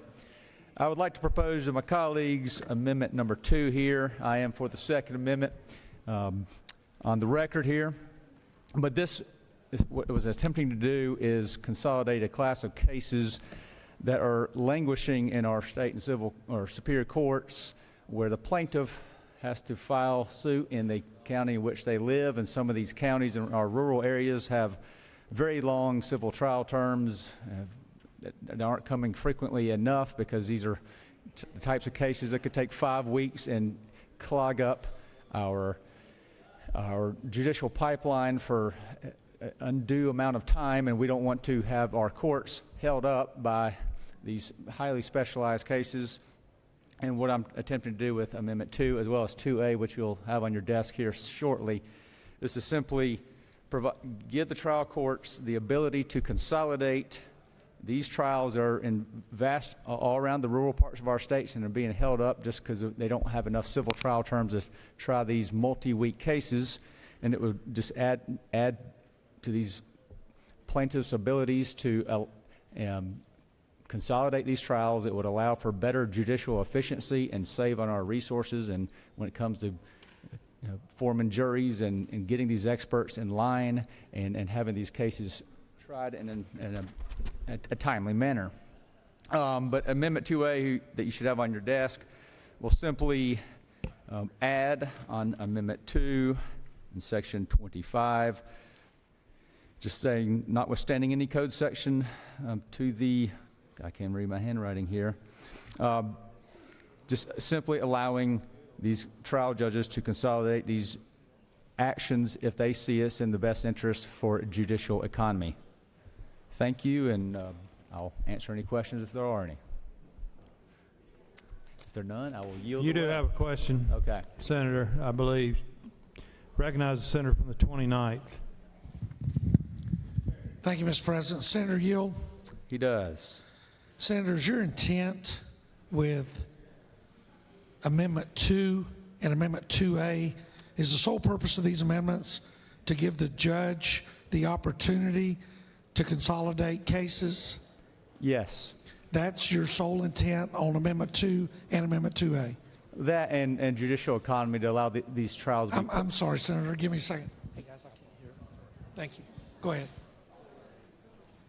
Yes. Go ahead. I asked you if that was your sole intent, and then you were expounding upon. Yes, yeah. and to hopefully have better judicial economy and pull in some of these pending trials, or cases, I should say, because they're not being tried yet, pulling them together to allow for better judicial economy and save on our taxpayers' resources when they're having to panel juries. Each party's having to retain their experts, pay their experts, and it would allow for consolidated trials if the judge so granted motions to that effect. Thank you, Senator. I appreciate Thank you. Senator from the 46th, you're recognized. Thank you, Mr. President. Senator Yield. Yes. Senator, what in the world does this have to do with business courts, the underlying bill that you're trying to amend? Well, some of these cases involve businesses, and these particular cases are outside the business courts, yes. But these cases are germane to litigation and venue and therein. Senator, further yield? Yes. This body has made it a point in the business courts that both parties would consent to go to business court. Your amendment potentially forces a defendant to agree to try multiple cases in one trial absent their consent, right? Upon the judge's discretion, yes. Okay. And doesn't this necessarily greatly expand the litigation by having multiple plaintiffs, each having different distinct injuries potentially that need to be investigated and researched in order to prepare for the trial? I disagree with that statement. Well, Senator, these are existing cases that can be around our state, in various state superior courts around the state that can be consolidated for efficiency's sake. Well, Senator Yield, for one more question. Yes. Isn't there already a procedure in place for a group of similarly situated plaintiffs to petition for class action and be allowed to bring all their cases in one group? There is very high hurdle to reach, but there is, assuming all of the damages are, equally enough among the plaintiffs, but that doesn't necessarily happen in many cases. Okay, thank you. Thank you. With that, I'll yield the well. I recognize the senator from the 50th. What purpose do you rise? Mr. President, I move to table. Senator from the 50th has moved to table the bill. That takes precedent. Is there objection? There is objection. Those in favor of the motion to table will vote yea. Those opposed will vote no. Secretary will unlock the machine.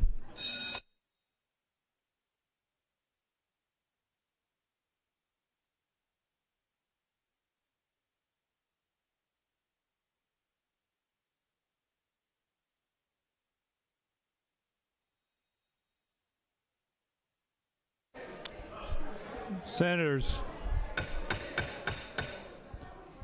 tabling the bill does not kill the bill. It just buys time to understand all of what's going on.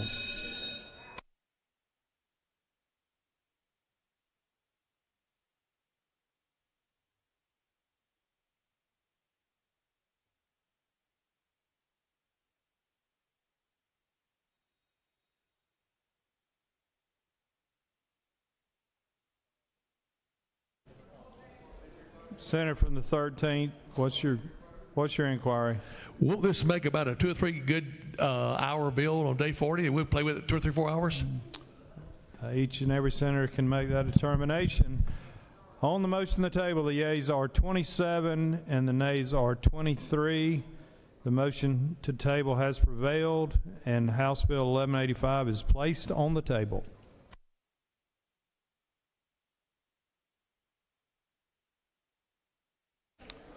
Secretary, read the caption to House Bill 1247.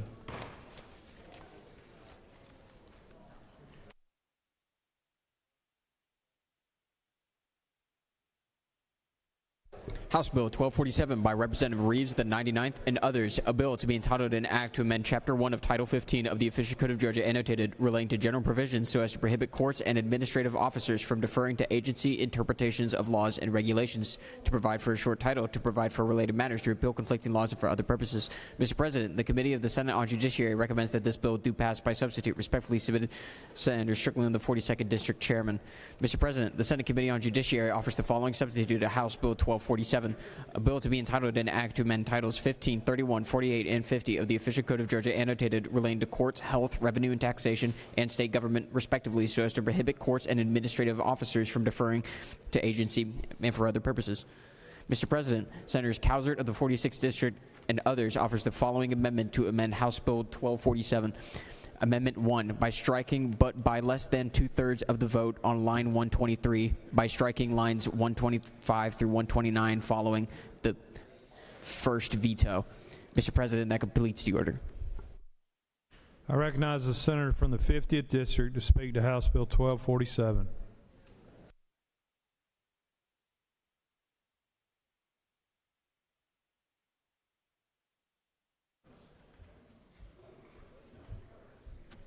Thank you, Mr. President. Rise to bring House Bill 1247.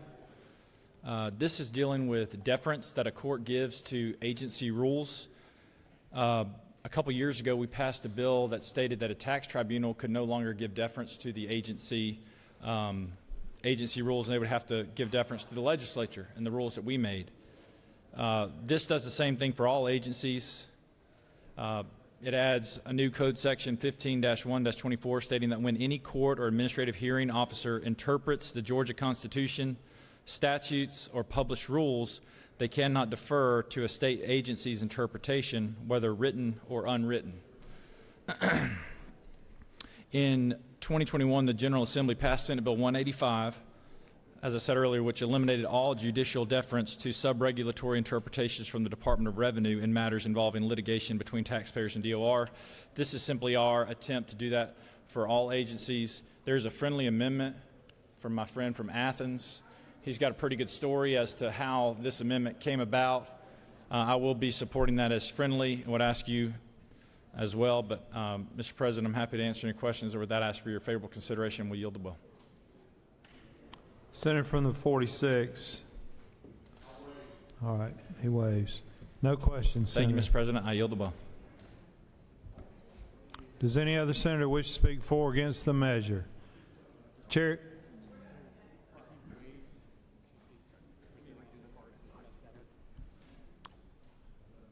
Senator from the 46, do you want to present your amendment? Okay, thank you. Just want to be sure. Does any other senator wish to speak for or against the measure? The chair hears none. Is there objection to the previous question being ordered? The chair hears none, and the previous question is ordered.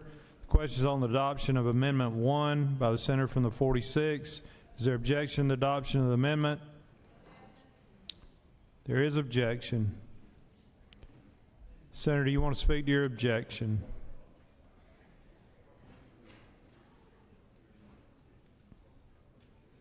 You're recognized.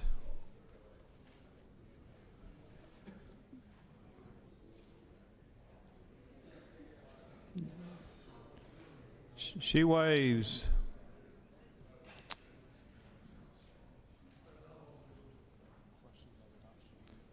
The question is on the adoption of Amendment 1.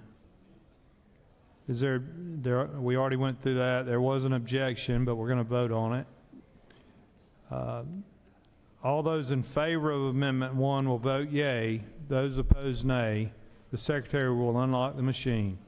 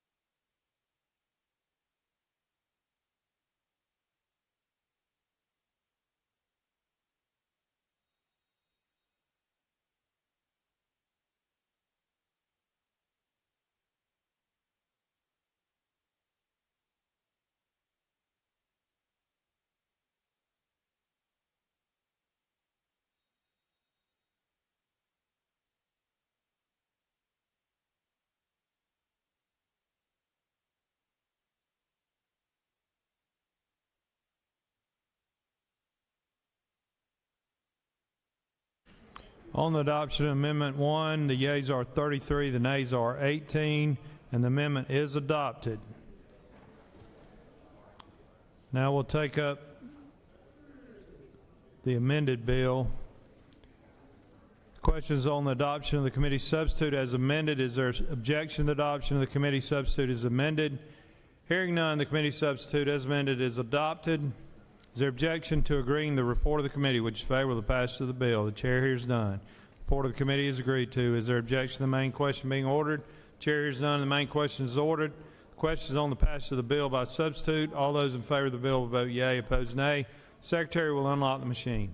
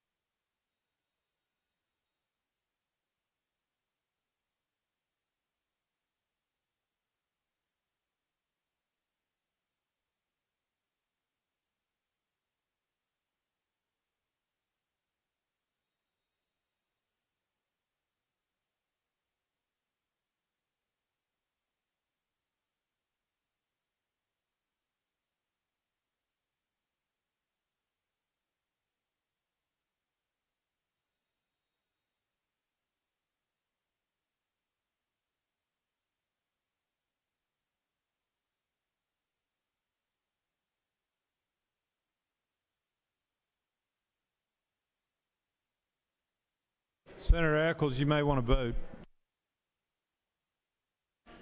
On the passage of the bill, the yeas are 48, the nays are 2. This bill, having received the requisite constitutional majority, is therefore passed by substitute. Secretary, read the caption of House Bill 1266. House Bill 1266 by Representatives Ridley of the 6th and others, a bill to be entitled an act to amend Article 1 of Chapter 7 of Title 52 of the Official Code of Georgia annotated relating to general provisions regarding registration, operation, and sale of watercraft so as to repeal a provision relative to the use of certain motors on vessels being operated on the Ogeechee River to provide for related matters, to repeal conflicting laws for other purposes. Mr. President, the Committee of the Senate on Natural Resources and the Environment recommends that this bill do pass. Respectfully submitted, Senator Anderson, Chairman. Mr. President, that completes the order. I recognize the senator from the 8th to speak to House Bill 1266. Thank you, Mr. Chairman. All this bill does is currently in law, there is, if you read it, it strikes out where it says motor in excess of 9.9 horsepower. So there's a stretch of river that's about 10 miles long on the Ogeechee River that you can't run anything more than a 9.9 horsepower motor. And it's been that way for about 35 years. It is the only stretch of river in the state of Georgia that is that way. Well, apparently about 35 years ago, the chairman of the committee that had this bill had a house on the river. And so back then, people ran 2-stroke motors. Now they run 4-stroke motors. They're a lot more quiet. But it's kind of nuts the way it is right now. And I've had friends from that area call me because you can literally be going down the river, and if you've got a 25 horsepower motor and you're going to lift your motor up and run a trolling motor to fish, you're breaking the law if you use the trolling motor to go in there and fish. All this does is strikes that language from 35 years ago. It's a bill about freedom. I urge your favorable consideration, and Mr. President, I yield the well. The senator has yielded the well. Does any other senator wish to speak for or against the measure? The chair hears none. Is there objection to the previous question being ordered? The chair hears none, and the previous question is ordered. Is there objection to agreeing the report of the committee, which is favorable to the passage of the bill? The chair hears none. The report of the committee is agreed to. Is there objection to the main question being ordered? The chair hears none. The main question is ordered. The question is on the passage of the bill. All those in favor of the bill vote yea. Opposed, nay. Secretary will unlock the machine.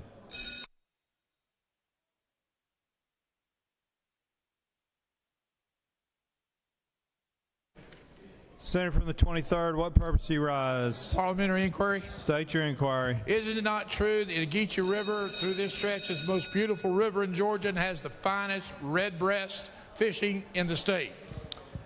Beauty's in the eye of the beholder, but I would love to fish there if there are fish there.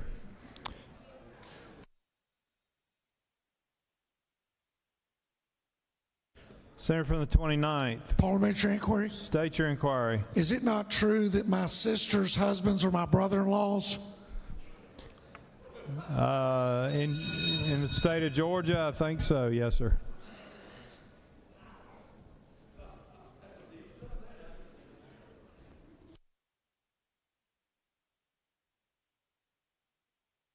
Has all senators voted? No. On the passage of the bill, the yeas are 47, the nays are 1. This bill, having received the requisite constitutional majority, is therefore passed. Secretary read House Bill 1328.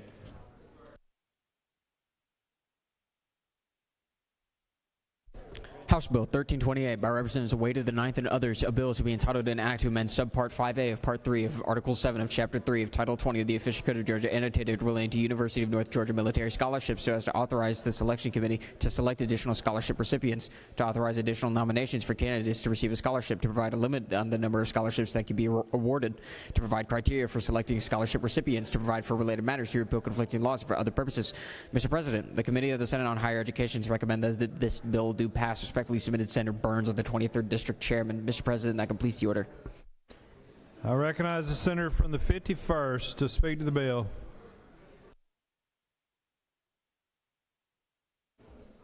Thank you, Mr. President. Colleagues, I have a great piece of legislation we're all going to support today. Earlier this morning, you saw the cadets that were over by the wall. There were 8 UNG cadets here from Dahlonega. Those are the future leaders of our armed forces. They're all about to be commissioned into the U.S. Army, and they're all recipients of the Georgia Military Scholarship that's been in statute for many, many years. This bill simply modernizes the Georgia Military Service Scholarship to support UNG's Corps of the Future strategy. I want to remind you that University of North Georgia is by statute the Military College of Georgia. It's the senior military college of the United States under Title X. It's the America's Corps, which is the only all-Army ROTC senior military college in the nation today. It's the largest commissioning source for the Georgia's Army National Guard unit. In fact, 60% of the current officers are North Georgia graduates. It's the only senior military college with a fully embedded National Guard unit, which is the University of North Georgia's National Guard detachment. Let me talk a little bit about some of the Corps cadets that have come through North Georgia College in Dahlonega. The class of 2025 and 26 delivered 3 of the top Army ROTC cadets in the United States. They have the #1 Army active duty cadet. Out of 5,538 cadets in the country, he's the #1 cadet in the country. We have the #1 Army National Guard cadet in the United States out of 149. And we have the #1 Army nursing cadet among the senior military colleges across the country. All of that in one calendar year. UNG delivered 21 distinguished military students and 37 distinguished military graduates, top producers in the United States. UNG received an invitation to Sandhurst competition in 2026, which is a very supreme and superior invitation. Current Senior Ground Force Commander in the Middle East today is Major General Kevin Lambert, a UNG grad of 1993. He's Commander of Combined Joint Task Force Operation Inherent Resolve. Another person you probably recognize is the current Adjutant General of the Georgia National Guard, who is also a UNG graduate, Major General Richard D. Dwayne Wilson. The current Assistant Adjutant General of the Georgia National Guard is a UNG graduate, Brigadier General Jason Fryman. There's over 60 generals that have graduated from the University of North Georgia. Many of them use the Georgia Military Scholarship to find their success. Other names that you might recognize: General 4-star Stephen Townsend, class of 1982, who commanded U.S. Africa Command in Operation Inherent Resolve. Lieutenant General James Terry, class of 78, retired 3-star general who served as commanding general of the U.S. Army Central and V Corps. Here's a name you also would recognize: Lieutenant General Jamie Gerard, class of 1988, whose nephew is the Chief of Staff to the Majority Leader's office here in the State Senate. Lieutenant General Paul Calvert, class of 88, retired 3-star general, former commander of Combined Joint Task Force Operation Inherent Resolve. Lieutenant General Benjamin Mixon, class of 73, retired 3-star general who commanded U.S. Army Pacific. And last but not least, Major General Joe Girard, former TAG of the Georgia National Guard, current Deputy Commanding General for Army National Guard, U.S. Army Pacific.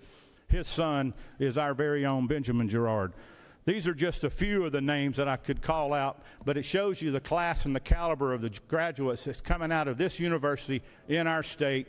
And with this military scholarship, we will expand these slots and give you all opportunities to send more of your constituents to the best #1 senior military college in the United States right here in North Georgia, in my district in Dahlonega, Georgia. Senators, I encourage you to support this measure. It's for the good of our future. It's for the good of our leadership. It's an investment in the future of our nation and our armed forces. With that, I'm happy to yield for questions, or I'll yield the floor. Senator, you covered it thoroughly, and there are no questions. Does any other senator wish to speak for or against the measure? The chair hears none. Is there objection to the previous question being ordered? The chair hears none, and the previous question is ordered. Is there objection to agreeing the report of the committee which is favorable to the passage of the bill? The chair hears none. The report of the committee is agreed to. Is there objection to the main question being ordered? The chair hears none. The main question is ordered. Question is on the passage of the bill. All those in favor of the bill vote yea. Opposed, nay. The secretary will unlock the machine.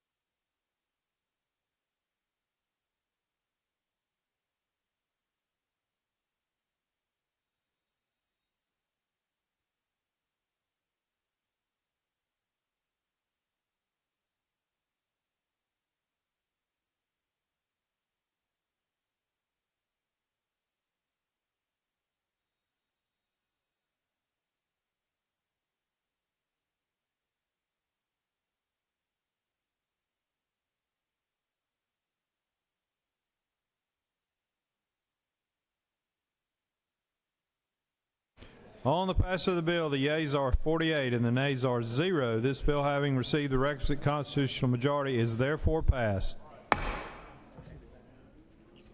Secretary will read the caption to Senate Resolution 834. Senate Resolution 834 by Senator Rahman of the 5th and others, a resolution recognizing and commending the outstanding contributions and sacrifices of Bangladeshi peacekeepers in United Nations peacekeeping operations and for other purposes. Mr. President, the Senate Committee on Rules recommends that this resolution do pass. Respectfully submitted, Senator Brass of the 6th District Chairman. Mr. President, that completes the order. I recognize the senator from the 5th to present Senate Resolution 834.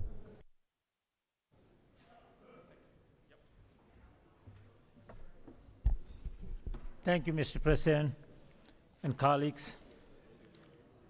Glad to bring this bipartisan resolution, SR 834, which recognizes Bangladeshi peacekeeper, United Nations peacekeeping operations. And some of the military armed forces that served in the nations at the UN missions reside in the state of Georgia. Bangladeshi peacekeepers play a vital role in peacekeeping and maintaining security and have participated in 63 United Nations peacekeeping missions across 43 countries. Approximately 6,000 Bangladeshi peacekeepers are currently serving in 8 different ongoing missions around the world. Bangladesh has been a leading contributor to the United Nations peacekeeping operation since 1988, beginning with the deployment of military observers during the Iran-Iraq war. So far, over 200,000 armed forces served in these operations. Dear colleagues, I'm asking for your favorable consideration on SR 834. Thousands of Bangladeshi who live in Georgia and millions around the world will appreciate your vote. And I hope someday we'll have more peace than what we have today. Thank you, Mr. President. I yield the well if there are no questions. There are no questions, Senator. Thank you. Appreciate it. Again, I'm asking you for favorable consideration. Thank you very much. Does any other senator wish to speak for or against the measure? Is there objection to the report of the committee which is favorable to adoption of the resolution? Chair hears none. The report of the committee is agreed to. Is there objection to the main question being ordered? Chair hears none and the main question is ordered.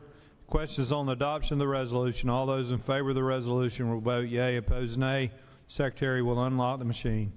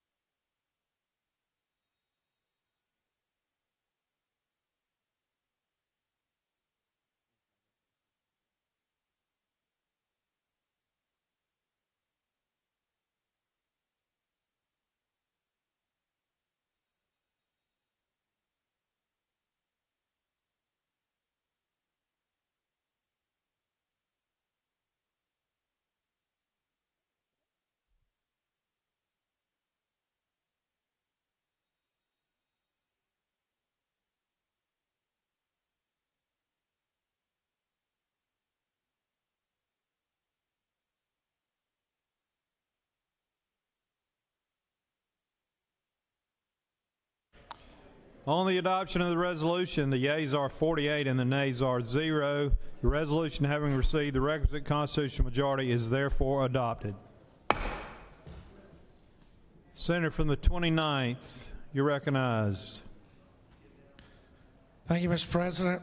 I move the Senate agree to the House amendment to the Senate substitute to House Bill 651 as amended by Amendment 1. Secretary will read the caption to House Bill 651 as amended. House Bill 651 by Representatives Powell, the 33rd, and others, a bill to be entitled an act to amend Article 2 of Chapter 14 of Title 40 of the OCGA relating to speed detection devices so as to revise provisions relative to the use of automated traffic enforcement safety devices in school zones, to amend Title 15 of the OCGA relating to courts so as to authorize district attorneys, solicitors generals, and prosecuting attorneys to enforce civil monetary penalties relative to the enforcement of laws regarding speeding in a school zone using recorded images, to provide for related matters, to repeal conflicting laws, and for other purposes. Mr. President, the Senate offers the following substitute to House Bill 651, a bill to be entitled an act to amend Article 2 of Chapter 14 of Title 40 of the Official Code of Georgia annotated relating to speed detection devices so as to revise provisions relative to the use of automated traffic enforcement safety devices in school zones and for other purposes. Mr. President, the House offers the following amendment. Amend the Senate substitute to House Bill 651 as amended by replacing lines 12 through 22 with the following. Appeal, to provide for timeframes for issuing citations for the violation of speed limit by 10 miles per hour or more in a school zone through the use of automated traffic enforcement safety devices and for other purposes. Mr. President, Senator Robertson of the 29th offers the following amendment. Amendment 1, amend the House amendment to House Bill 651 by replacing line 1 through the end with the following. Amend the Senate substitute to House Bill 651 by replacing lines 1 through 365 with the following. To amend Article 2 of Chapter 14 of Title 40 of the Official Code of Georgia annotated relating to speed detection devices so as to revise provisions relative to the use of automated traffic and enforcement safety devices in school zones and for other purposes. Mr. President, that completes the order. I recognize the senator from the 29th to speak to his motion.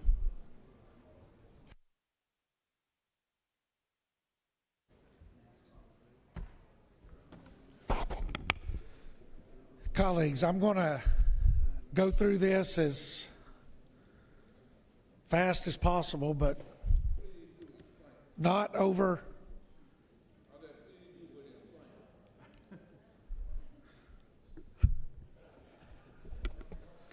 Can't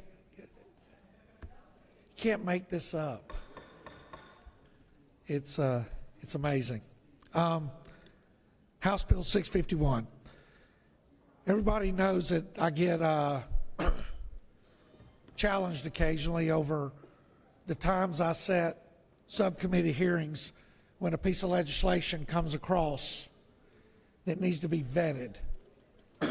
Because there's a habit inside this building of running things through too fast, getting ahead of ourselves. And when that happens, no matter what our emotional feelings are about the things, they impact the individuals we serve back home. And the subject matter we're talking about today absolutely does that. So last year, there were 2 speed camera bills in the House. They started in the House. One was carried by Representative Washburn. The other was carried by Representative Powell. One wanted to do away with them entirely, take any local control out completely. The other one wanted to offer layers and layers and layers and layers and layers of rules and regulations to them and open them up for certain uses that I feel may have been overuse. So I held one of those early morning meetings so we could have time. And we spent 3 hours looking at both of those pieces of legislation. And we found good in some of them and bad in both of them. And so what we did is we made amendments. And of course, neither representative over there was happy, which when you come into this building, you know that if your opinion, if you think it being perfect, then you're going to have a long day. And so we've had a long day. We've had a long year because here we are back. And finally, I believe, through work done by attorneys that I trust, we've come to something that I believe is a fair compromise. And so I'm going to walk through this section by section, and if you have any questions when I get to the end, I'd be happy for you and I to read the amended version together, and I'm going to reference lines so we can come to some kind of understanding. Section 1, if you look on lines 37 through 39, it clarifies that the Department of Transportation, not the Department of Public Safety, is the primary regulatory agency for these devices. And I emphasize regulatory agency because these devices have to be certified, and where they go on the side of the road, which is on right-of-ways, is the responsibility of transportation. It is not the responsibility of any school or any law enforcement agency. Section 2, lines 58 to 61, requires flashing lights when school zone speeds are enforced at the reduced speed. Section 3, lines 72 through 81, prohibits the ability to enforce speed with automated traffic enforcement devices outside of 1 hour before school during instructional classes and 1 hour after school. Local governments will no longer be able to use these devices for programs for care and supervision of students before school, after school, or on vacation periods. Section 4 adds an additional layer of oversight and accountability. The Department of Public Safety is granted investigative powers of this entire program, empowered to levy tiered fines for violations leading to suspension and or revocation of permits. That's line 108 through 119. So Department of Public Safety, as they do with radars now, can come in and strip the permit away from any municipality that are misusing these. I have a city in my jurisdiction that were running radar outside of their city limits by 1 mile. A complaint was made. I followed through with the Department of Public Safety, and that city lost the ability to run radar for 1 year. So we have that authority here too, or we're giving that authority to the Department of Public Safety.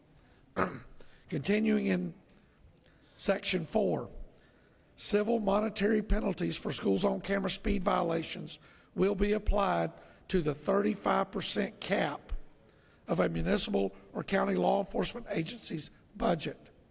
Currently in Georgia law, and we all know what speed traps are, we all know they exist, and we all know where they are in South Georgia, because all of our friends coming back from Florida have run into them and have called us about them. If you look in Georgia code now, if any municipality generates 35% or more than 35% of their annual budget through fines related to traffic violations, they can lose all their opportunity to use any type of electronic device. Georgia law prohibits cities and municipalities and counties from practicing revenue-based policing, and that is where the 35% factors in. Section 5 adds due process rights for the permit holder to appeal to GDOT for suspension or revocation for a hearing within 10 days. So we're putting these jurisdictional controls over them, but at the same time, we're handing out due process. Section 6 also adds due process rights for the permit holder to appeal a Department of Public Safety decision to revoke their license within 30 days. So if they don't like when we tell them they can't put something somewhere, they have an opportunity to appeal it. If we find they are misusing this equipment and we suspend their right to use it, they have an opportunity to appeal it. Section 7 preserves continuity of Georgia Department of Transportation and the Department of Public Safety regulatory oversight and evidence admissibility. And that's line 172 to 173. Section 8 Lines 190, 193 allows for local governments to impose further restrictions upon the enforcement hours by resolution or ordinance. Local governments control when these devices can be owned. Local control. On lines 193 to 197, still in Section 8, violations can only be assessed on drivers going over 10 miles an hour in the reduced posted speed. So if somebody's driving through a school zone and the speed limit is 25, they have to be doing 36 or more.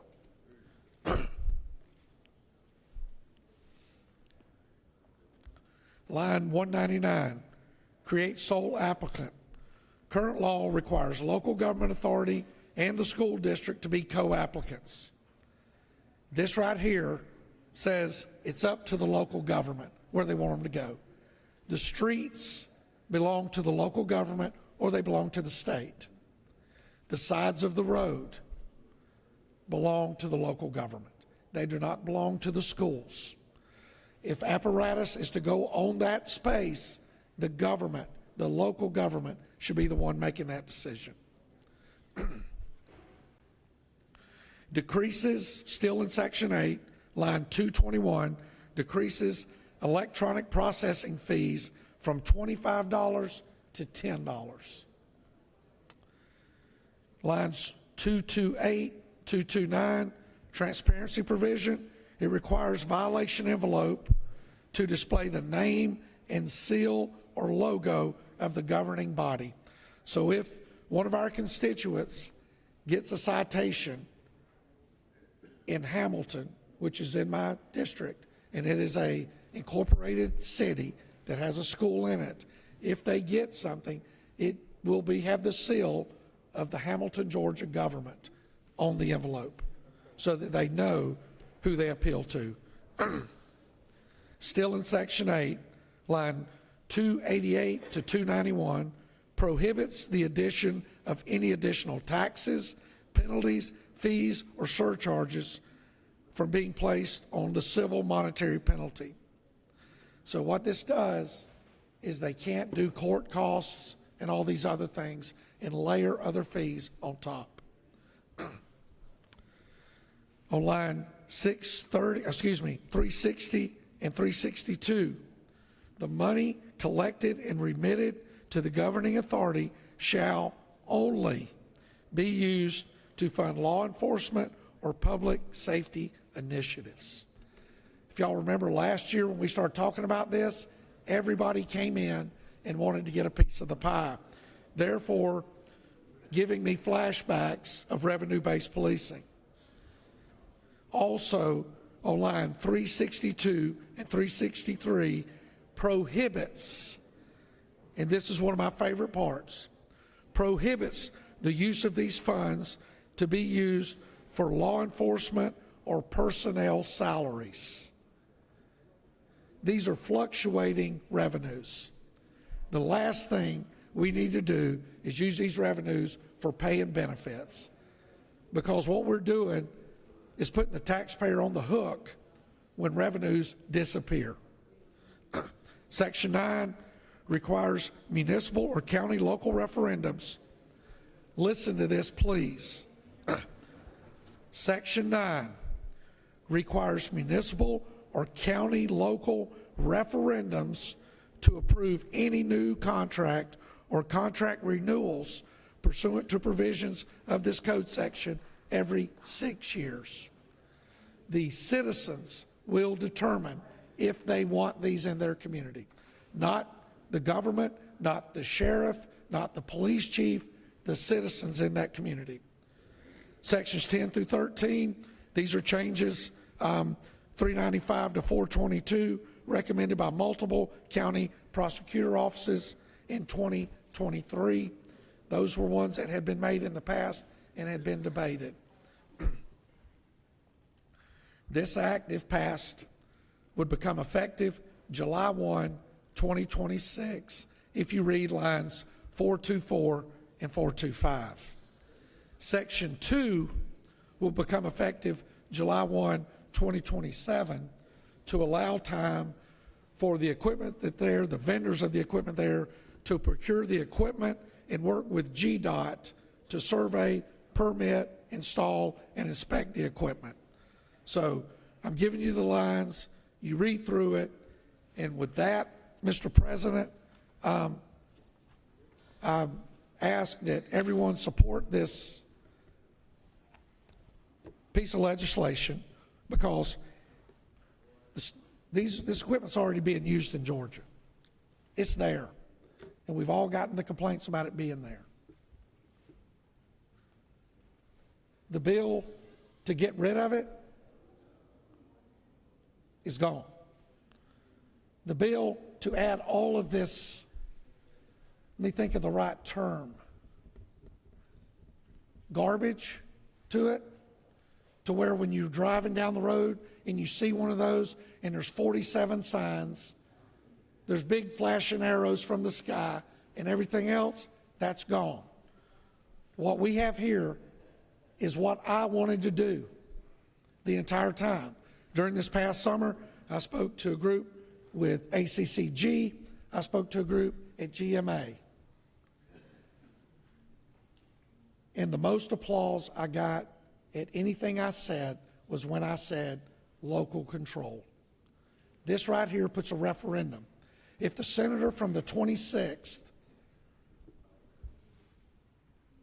wants to get rid of these in Macon-Bibb, which I don't think they have them in Macon-Bibb, if he wanted not to have them there, he can go out and vote not to have them there.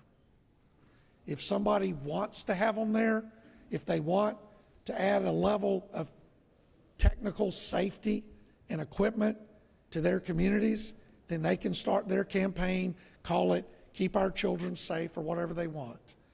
But I'll tell you, as of yesterday, I received an article where a crossing guard here in our state was run over and killed. Personally, they're aggravating as all get out, but I understand their purpose. And with that, Mr. President, I'll offer this up for a vote, and I will yield to questions.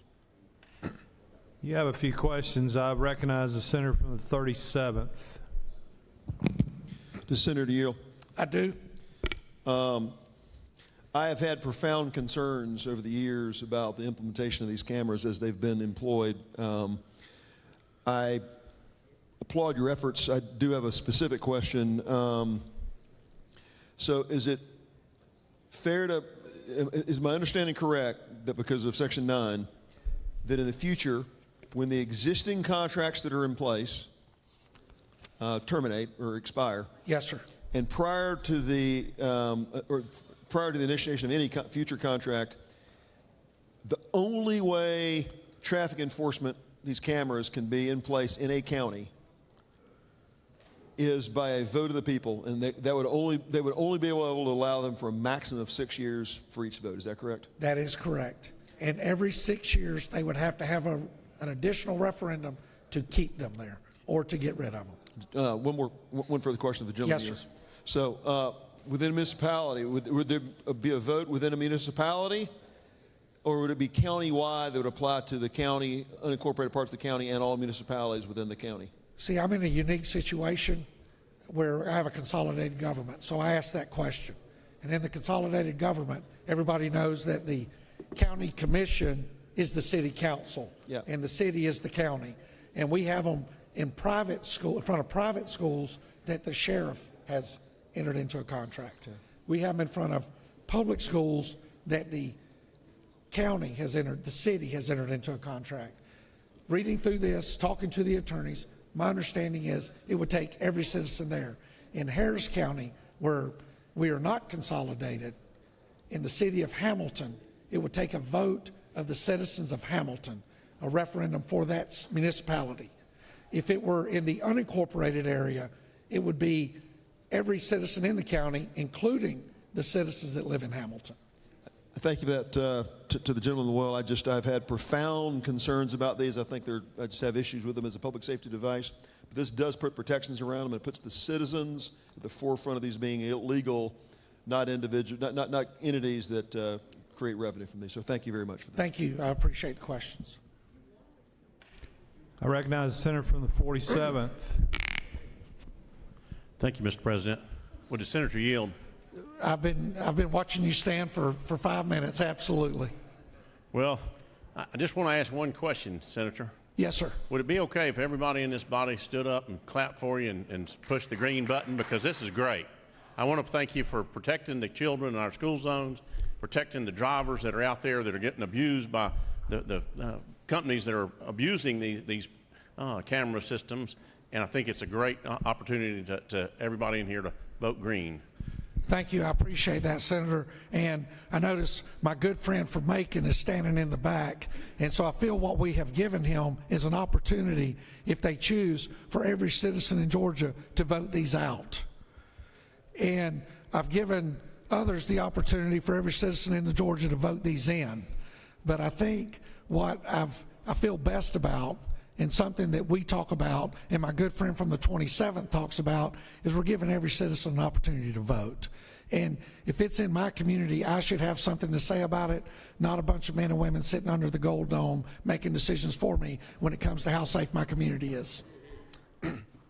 Thank you. Senator from the 26th, you're recognized.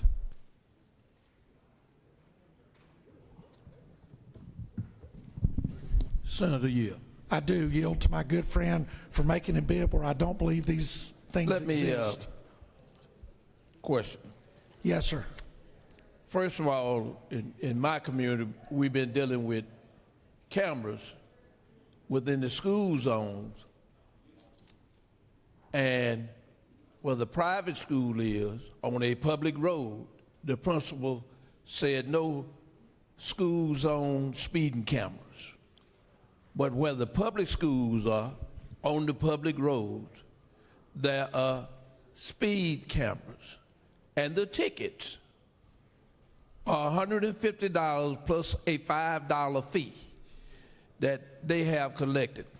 Now, am I to understand what you've just done under this bill is that if you want these cameras on the roads, that somebody has to put it up for a referendum for the folks to vote on in the county to put these cameras out there on the streets? Yes, sir.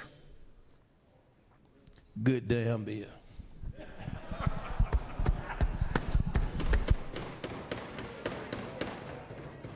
I would like to announce that I will be grabbing that video clip and using it during my campaign.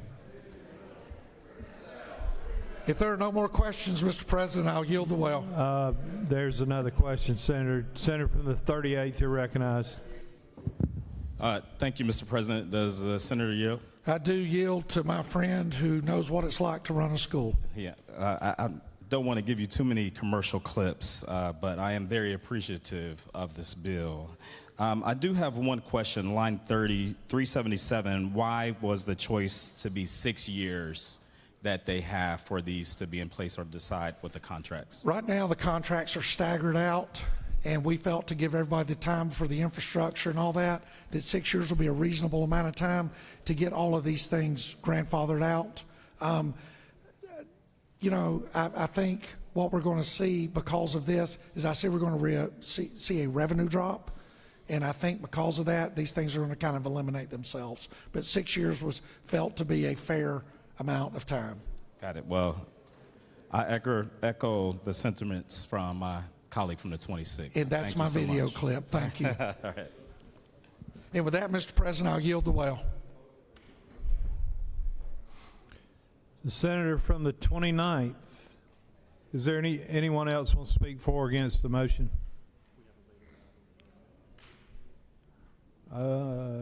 Late arriving amendment. Secretary will read the amendment.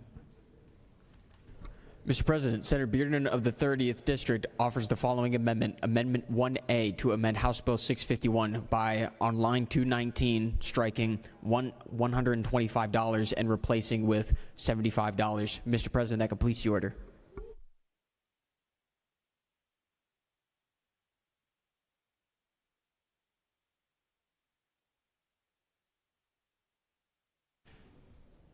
I recognize the senator from the 30th to speak to Amendment 1A.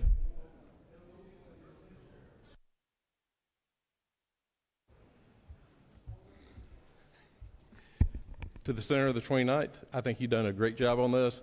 Only thing I would change is what you see on your desk. It's taking the second offense on line 219 from 125 back to 75. Hope you support it. If you don't, we'll keep it like it is. I'm very supportive of this bill. I yield the well.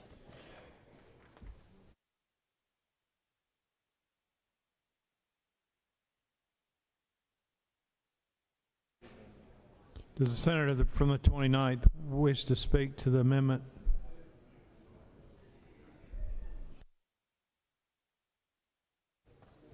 And close debate, Senator. Yes, I stand up here to close debate and speak to the amendment. First of all, I appreciate my friend from the 30th. If y'all want to talk about this next year, then support the amendment. If you want to get this behind us and move forward, if you notice we lower one fee, and listen, I can tell you my household has paid a few of these fines. I tell my wife it's always her. She believes it's me driving her car because we've gone through some areas where I didn't realize these things existed, but they were there and we paid the citation. But let's vote down the amendment, vote for the underlying bill, get this behind us, and start having referendums and let the citizens decide what to do with these. And with that, Mr. President, I yield the well. Questions on the adoption of Amendment 1A by the senator from the 30th. Is there objection? There is objection. All those in favor of the adoption of Amendment 1A will vote yea. Those opposed will vote nay. Secretary will unlock the machine. I recognize the senator from the 14th. What purpose do you rise? Parliamentary inquiry, Mr. President. State your inquiry. Mr. President, isn't it true this amendment vote is the largest wedge in the history of the law enforcement caucus in the Senate? I think the senator knows of which he speaks. Thank you, Mr. President. Yes, sir.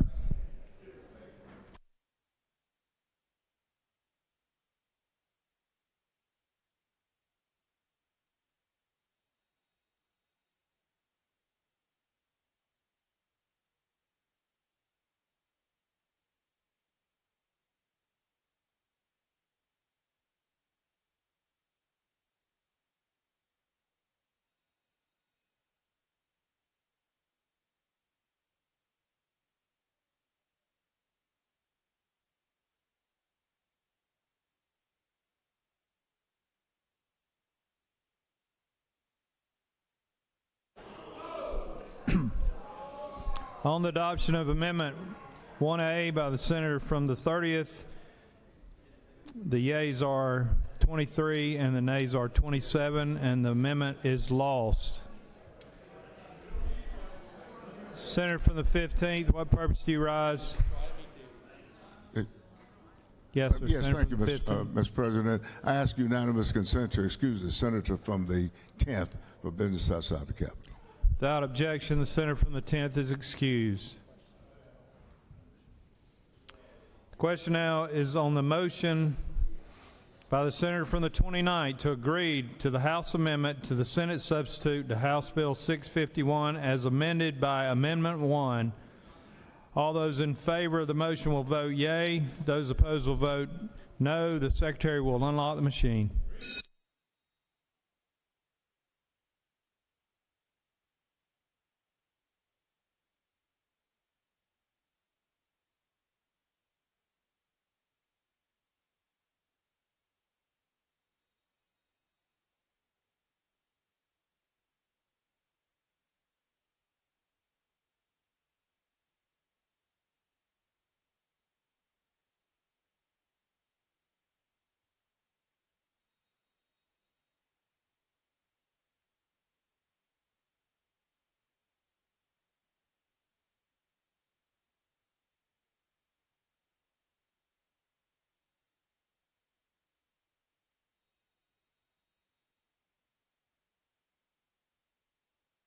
Senator from the 26th, you're recognized. Mr. President, Yes, sir. Parliamentary inquiry. State your inquiry. After you announce this vote, can we immediately transmit this bill to the governor's office? It's been amended, I think, in the Senate, so I think it has to go back to the House, Senator. But we can immediately transmit it to the House. If they're still there, they probably knocked off early. All right, on the motion from the senator from the 29th to agree to the House amendment to the Senate substitute as amended to House Bill 651, the yeas are 49 and the nays are 1. The Senate has agreed to the motion.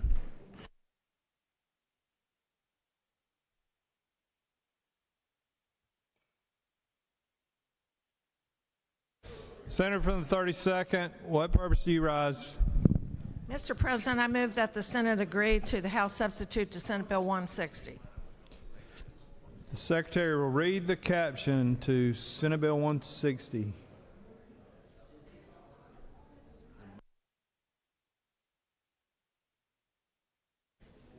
Stand by, Mr. Secretary. Is it too late to take a motion to immediately transmit?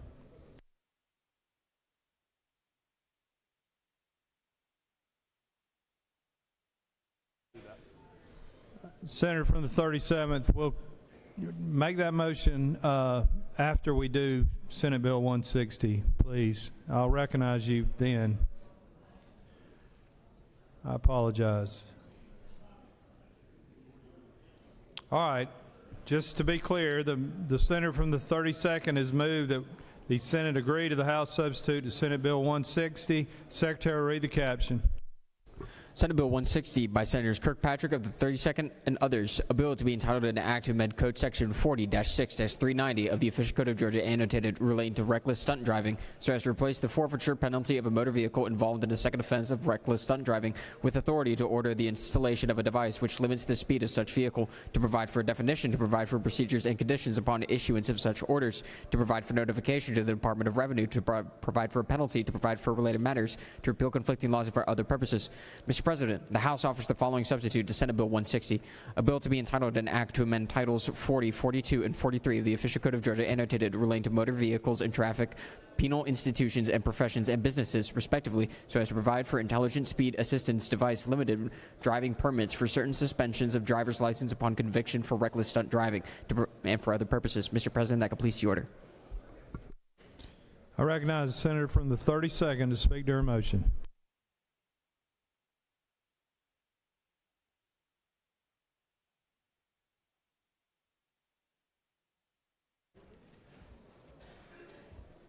Thank you, Mr. President.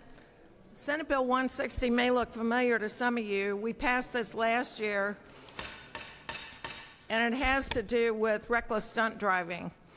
A few years ago, we passed Senate Bill 10 from the senator from the 10th, and that bill had to do with making a crime of reckless stunt driving, which is laying drag, donuts, that type of thing. These events are advertised on social media. They've continued to be a problem all over the state, and unfortunately, it's created a risk to the public, and people are getting hurt and even killed. Recent incidents have been in Atlanta, Brookhaven, DeKalb County, Lithia Springs, other locations, including my own county, and law enforcement's frequently dealing with multi-jurisdictional issues on these. Last year, this bill passed the Senate, and it was in the House Motor Vehicles Committee. Something was added to it. It didn't get out of committee, and then we put it on a House bill, and then the governor vetoed it. Since that time, I've been working with the governor's office because they had concerns about the structure of the bill and the implementation, and all that's been corrected now. So this has to do with intelligent speed assisting devices, and what these are is like a governor on a golf cart. They don't let the vehicle exceed the speed limit, and they use GPS to do all the tracking. And what the structure is now, it was originally tied to the vehicle, but now it's tied to the driver's license, so that people who are convicted and lose their license, if their license is suspended, they can get an ISA put on their vehicle. It's their choice, as a way to get a limited driving permit so that they can drive to work, to school, or whatever. These are intelligent devices because you can tell if they've been tampered with or if someone tries to move it to another vehicle or something like that. And this is all handled by the Division of Driver Services and the substitute. And what happens is it matches the ignition interlock law that we already have in place. So there are provider centers that are provided for in the law, and they're essentially function the same way that the ignition interlock provider centers do. The NHTSA standards, the federal standards, are going to be used, and this is happening in other states as well. And originally, we put some variability in the speed limit, but these machines have gotten even more easy to deal with, and they can track the speed limit wherever you are. I worked with DDS and accommodated their request to match the fees to ignition interlock and also to move the effective date back so that they'd have time to write the rules and regulations. So just briefly on the section, Section 1 is the definitions. Section 2 outlines the option of a limited driving permit, and that's for someone whose license has been suspended for reckless stunt driving. Section 3 addresses who's eligible for an ISA, the fees, and the conditions for revocation. Section 4 adds ISAs to the definition of electronic monitoring. Section 5 is all about probation and adds a framework for certification of the devices. Section 6 adds ISAs to the ignition interlock section of the code, and Section 7 sets the effective date as July 1st of 2028. I'd be happy to answer any questions.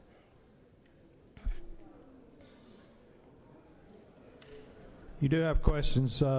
Chair recognizes the senator from the 13th.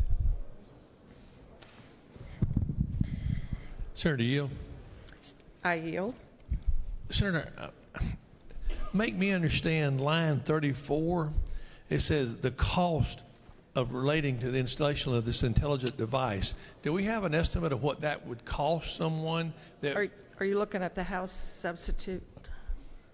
Uh-oh, Senator? excuse me. I'm on the white page. It's got to be in there soon. All right, give me a hand.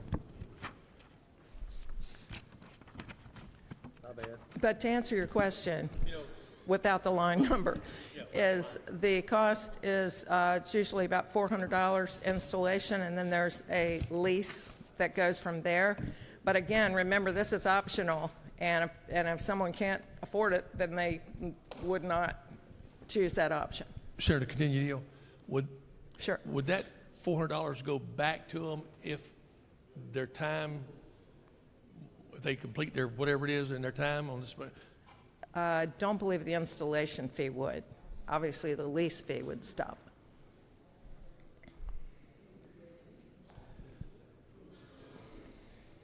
Okay, thank you. I recognize the senator from the 14th. Thank you, Mr. President. Senator Yield. I'm happy to yield to my friend from the 14th. Thank you, Senator. Senator, we often speak in here of punitive responses to problems versus administrative responses that put blocks in place to prevent further harm from happening. And isn't it true that this bill represents that sensible latter category of harm prevention, which rather than just jacking up a bunch of penalties, we're doing something smart that reduces the likelihood of these reckless stunt driving episodes happening in the future? Is that not true? I believe that's the case. Thank you, Senator. Happy to support your bill. No further questions, Senator. Thank you. I yield. The senator from the 32nd has moved that the Senate agree to the House substitute to Senate Bill 160. All those in favor of the motion will vote yea, opposed nay. The Secretary will unlock the machine.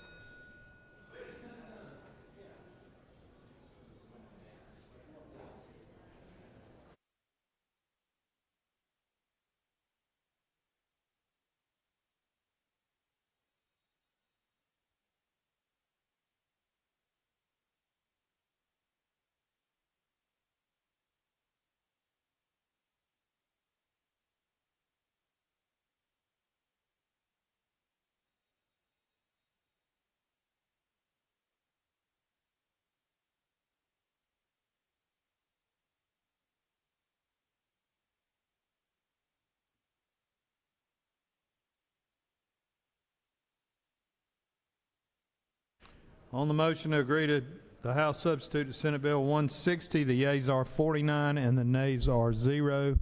The House has agreed. Chair recognizes the senator from the 37th for a motion. Thank you, Mr. President. In deference to the suggestion of the senator from the 26th about HB 651, I'd like to make a motion to immediately transmit the Senate substitute to HB 651 to the House.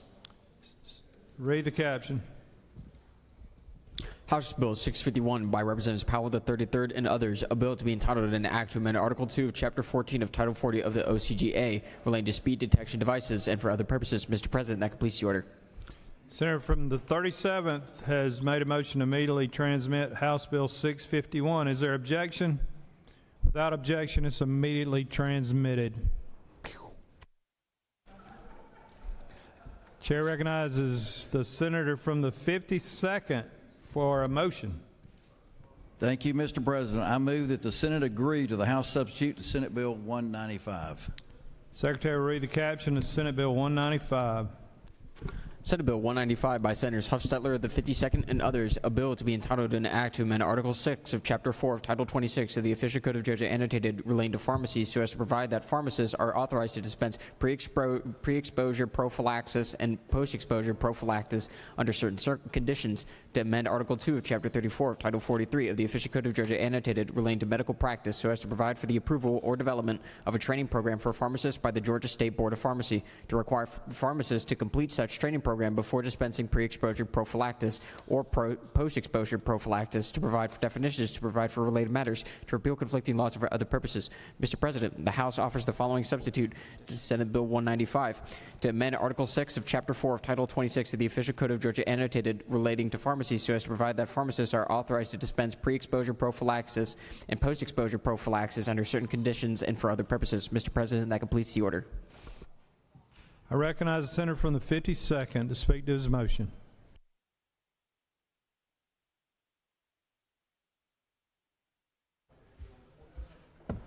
Thank you, Mr. President. I will be brief. This bill passed out of the Senate last year unanimously.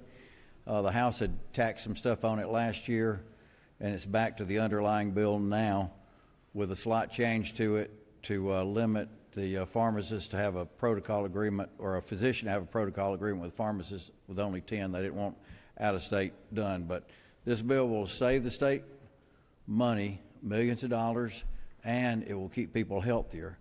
There is we have one of the highest HIV rates in the country in the Atlanta area. Our state is double the national average.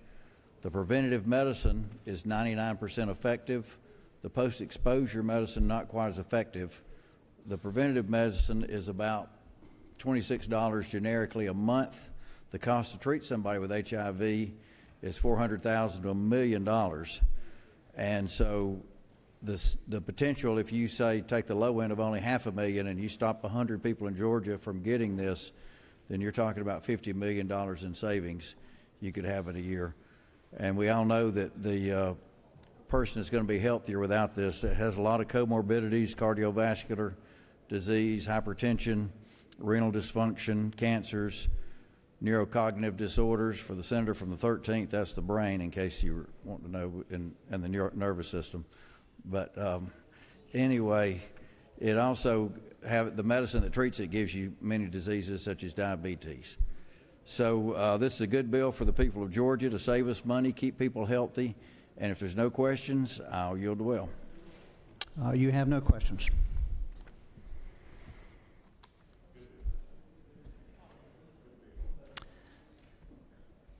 Recognize the senator from the 2nd. Parliamentary inquiry, Mr. President. State your inquiry. Mr. President, as a physician, did everything the senator just say happen to be true? As a licensed medical doctor, was all that right? Since you're the president now. The senator knows as he speaks. Seeing no more questions, we move that the Senate agree to the House substitute to Senate Bill 195. Those that are favorable will vote yea. Those opposed will vote nay. Mr. Secretary, please unlock the machine.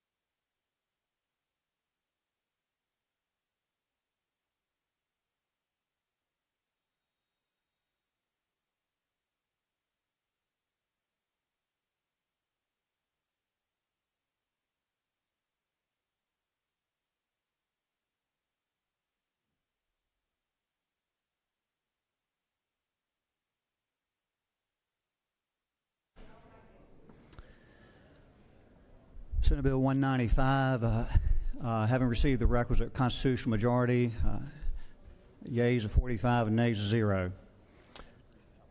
The Senate has agreed to the House substitute for Senate Bill 195.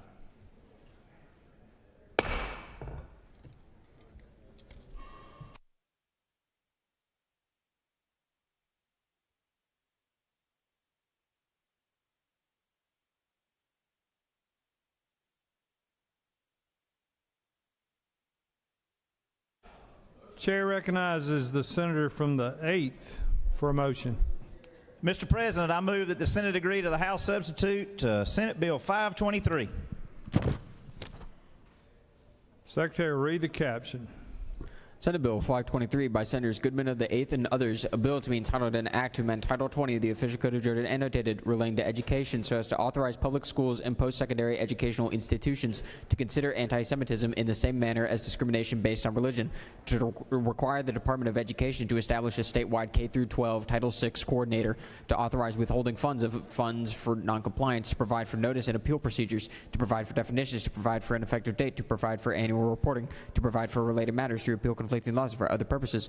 Mr. President, the House offers the following substitute to Senate Bill 523, a bill to be entitled an act to amend Title 20 of the Official Code of Georgia annotated relating to education so as to prohibit discrimination on the basis of race, ethnicity, national origin, or religion in public schools and post-secondary educational institutions, to require the Department of Education to establish a statewide K-12 Title VI coordinator, to require the Board of Regents of the University System of Georgia and the State Board of the Technical College System of Georgia to establish policies and procedures regarding discrimination complaints and for other purposes. Mr. President, that completes the order.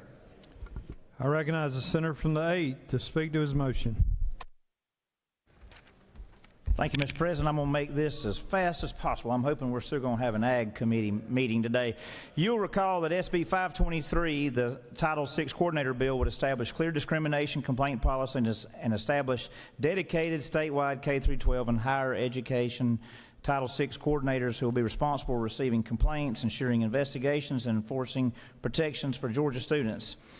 This bill passed the Senate on March the 4th by a vote of 50-2 and passed the House on March the 18th by a vote of 165-0. The bill was amended in the House to remove all specific references to anti-Semitism, making it clear that the coordinator protects discrimination against students of any religion, and added a new section on line 64 that instructs the coordinator in consultation with the Department of Education to develop policies and procedures to implement this code section, including ensuring that complaints and appeals are handled in a timely manner, kept confidential, investigated thoroughly, and that retaliation is prohibited. I would certainly appreciate your consideration and respectfully ask that you vote to agree to SB 523 as amended. Mr. President, I yield the well. Senator has yielded the well. Senator from the 8th has moved that the Senate agree to the House substitute to Senate Bill 523. Does anyone else want to speak for or against the measure? All right, we are going to put it on the board. All those in favor of the senator's motion will vote yea, opposed nay. The Secretary will unlock the machine.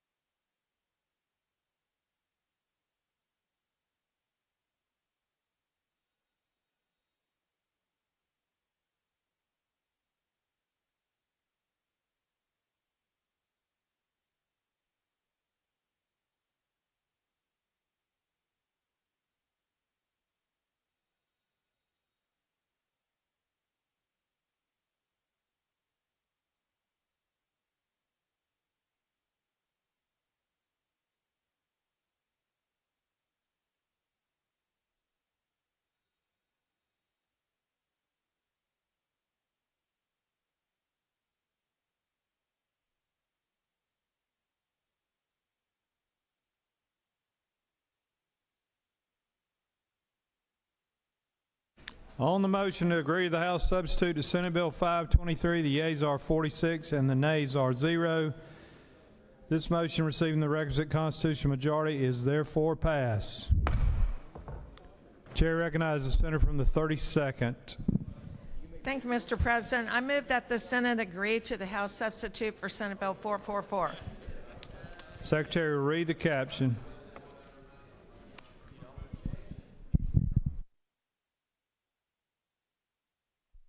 Senate Bill 444 by Senators Kirkpatrick of the 32nd and others, a bill to be entitled an act to amend Chapter 46 of Title 33 of the Official Code of Georgia annotated relating to certification of private review agents so as to provide that certain decisions with regard to the provision of insurance coverage for healthcare services shall not be based solely on artificial intelligence systems, artificial intelligence, or other software tools, to provide for definitions, to provide for related matters, to provide for an effective date, to repeal conflicting laws, and for other purposes. Mr. President, the House offers the following substitute to Senate Bill 444. A bill to be entitled an act to amend Chapter 46 of Title 33 of the Official Code of Georgia annotated relating to certification of private review agents so as to provide that certain decisions with regard to the provision of insurance coverage for healthcare services shall not be based solely on artificial intelligence systems, artificial intelligence, or other software tools, and for other purposes. Mr. President, that completes the order. Senator from the 32nd is recognized to speak to her motion.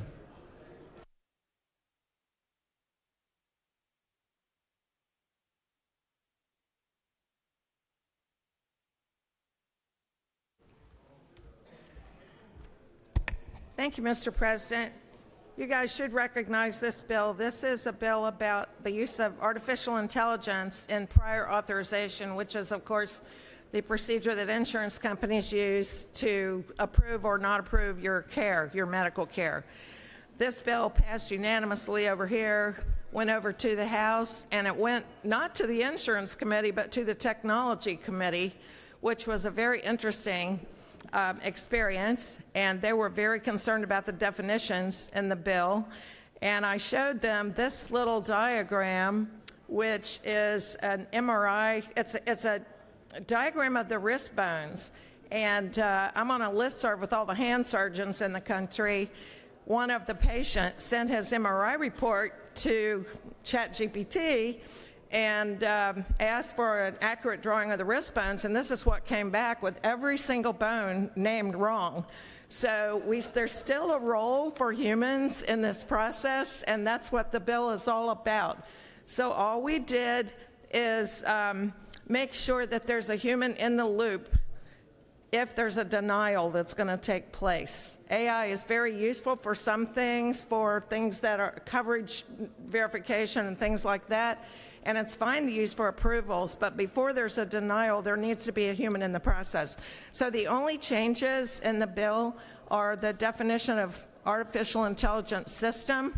The committee tweaked that. And also, they wanted to be clear that they agreed that a human was in the loop and that the judgment of AI would not supersede the judgment of a clinical peer that we have developed in previous years. So with that, I'd be happy to answer any questions. No questions, Senator. No questions. Okay, thank you. Senator from the 32nd has moved that the Senate agree to the House substitute to Senate Bill 444. All those in favor of the motion will vote yea, opposed nay. The Secretary will unlock the machine.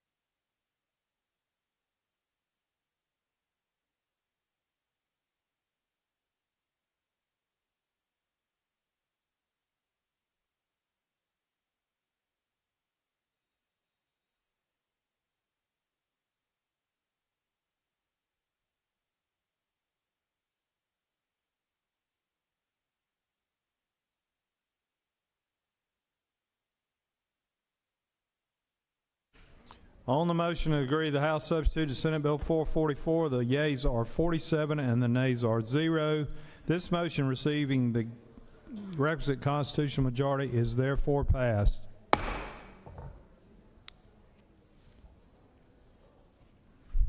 Chair recognizes the senator from the 41st.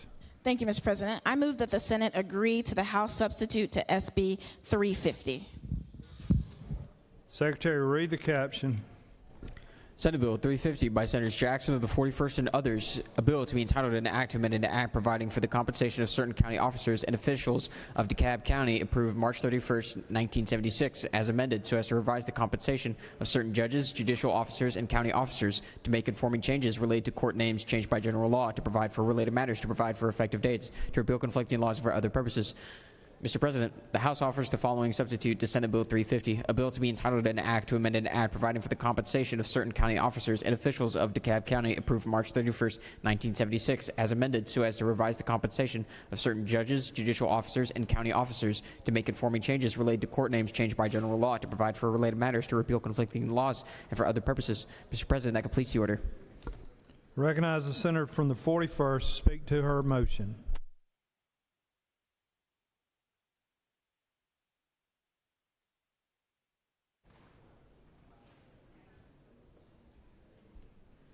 Thank you, Mr. President. I presented this bill on Monday, and we ran into a little bit of a hurdle, and we've worked out that detail. So what I'm going to ask you to do is to vote favorably for this local bill that is DeKalb specific, and then in order to ensure that the DA bill that we also voted on Monday can take precedence, I'm asking that you all would agree to unanimously transmit this directly to the governor. So he would sign the local bill first, and then if the DA bill related to compensation were to pass, that will essentially undo anything that we've done with the local bill. So that's kind of the move of order. I'm asking for your favorable consent on this bill, and then for immediate transmittal to the governor. At that point, I will stand for questions. You do have a question? I recognize the senator from the 42nd. The senator yield. I'd be glad to yield to you. Senator, isn't it true that as a fellow statewide candidate like you out there, I know we have a lot of things pulling us different directions right now, but I appreciate the work you did on this. There was some confusion a couple of days ago. We wanted to make sure we weren't passing something that was going to create a contradiction with another bill that we have, but you went and did that work in all your free time while you're not running statewide and got us to a place we should all support this today. Well, thank you. You know, I am really honored to be able to run a race without having to spend a single penny in order to get my name out there into the mailboxes of so many people. So I'm grateful to be a Jackson, and grateful to offer a great policy for folks to consider. If there are no other questions, I will yield the well. Earned media. Senator has yielded the well.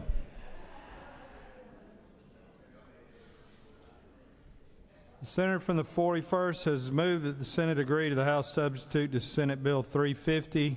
Does anyone else wish to speak to the motion?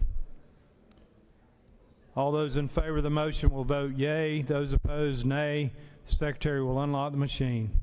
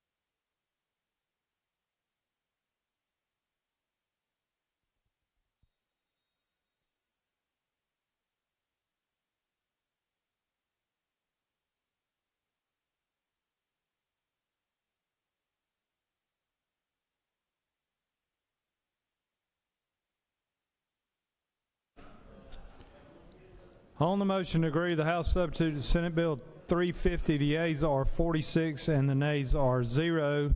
This motion receiving the constitutional majority required is therefore passed. I recognize the senator from the 41st for what one of her minority caucus colleagues might describe, he did describe earlier in the day, as some parliamentary trickery. I think we just use the rules that we have. I don't know that it's trickery, Senator from the 14th. Chair recognizes the senator from the 41st. Thank you, Mr. President. Mr. President, I move that Senate Bill 350 be immediately transmitted to the governor. Senator from the 41st has asked for immediate transmittal of Senate Bill 350. Is there objection? We are going to have to vote on this. It requires a vote. It requires a 2/3 majority for it to be immediately transmitted. So those in favor of the motion to immediately transmit to the governor will vote yea. Those opposed vote nay. The secretary will unlock the machine.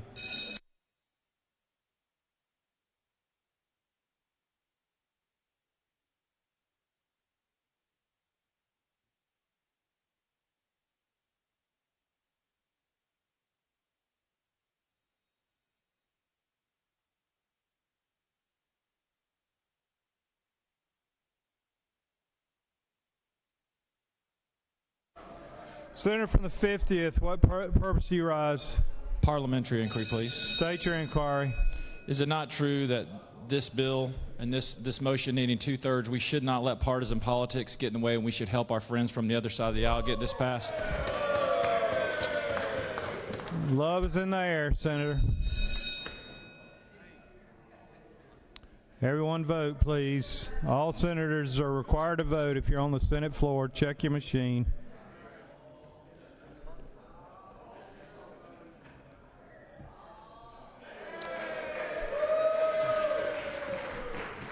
On the motion from the senator from the 41st to immediately transmit Senate Bill 350, the yeas are 47 and the nays are 0. The bill is immediately transmitted.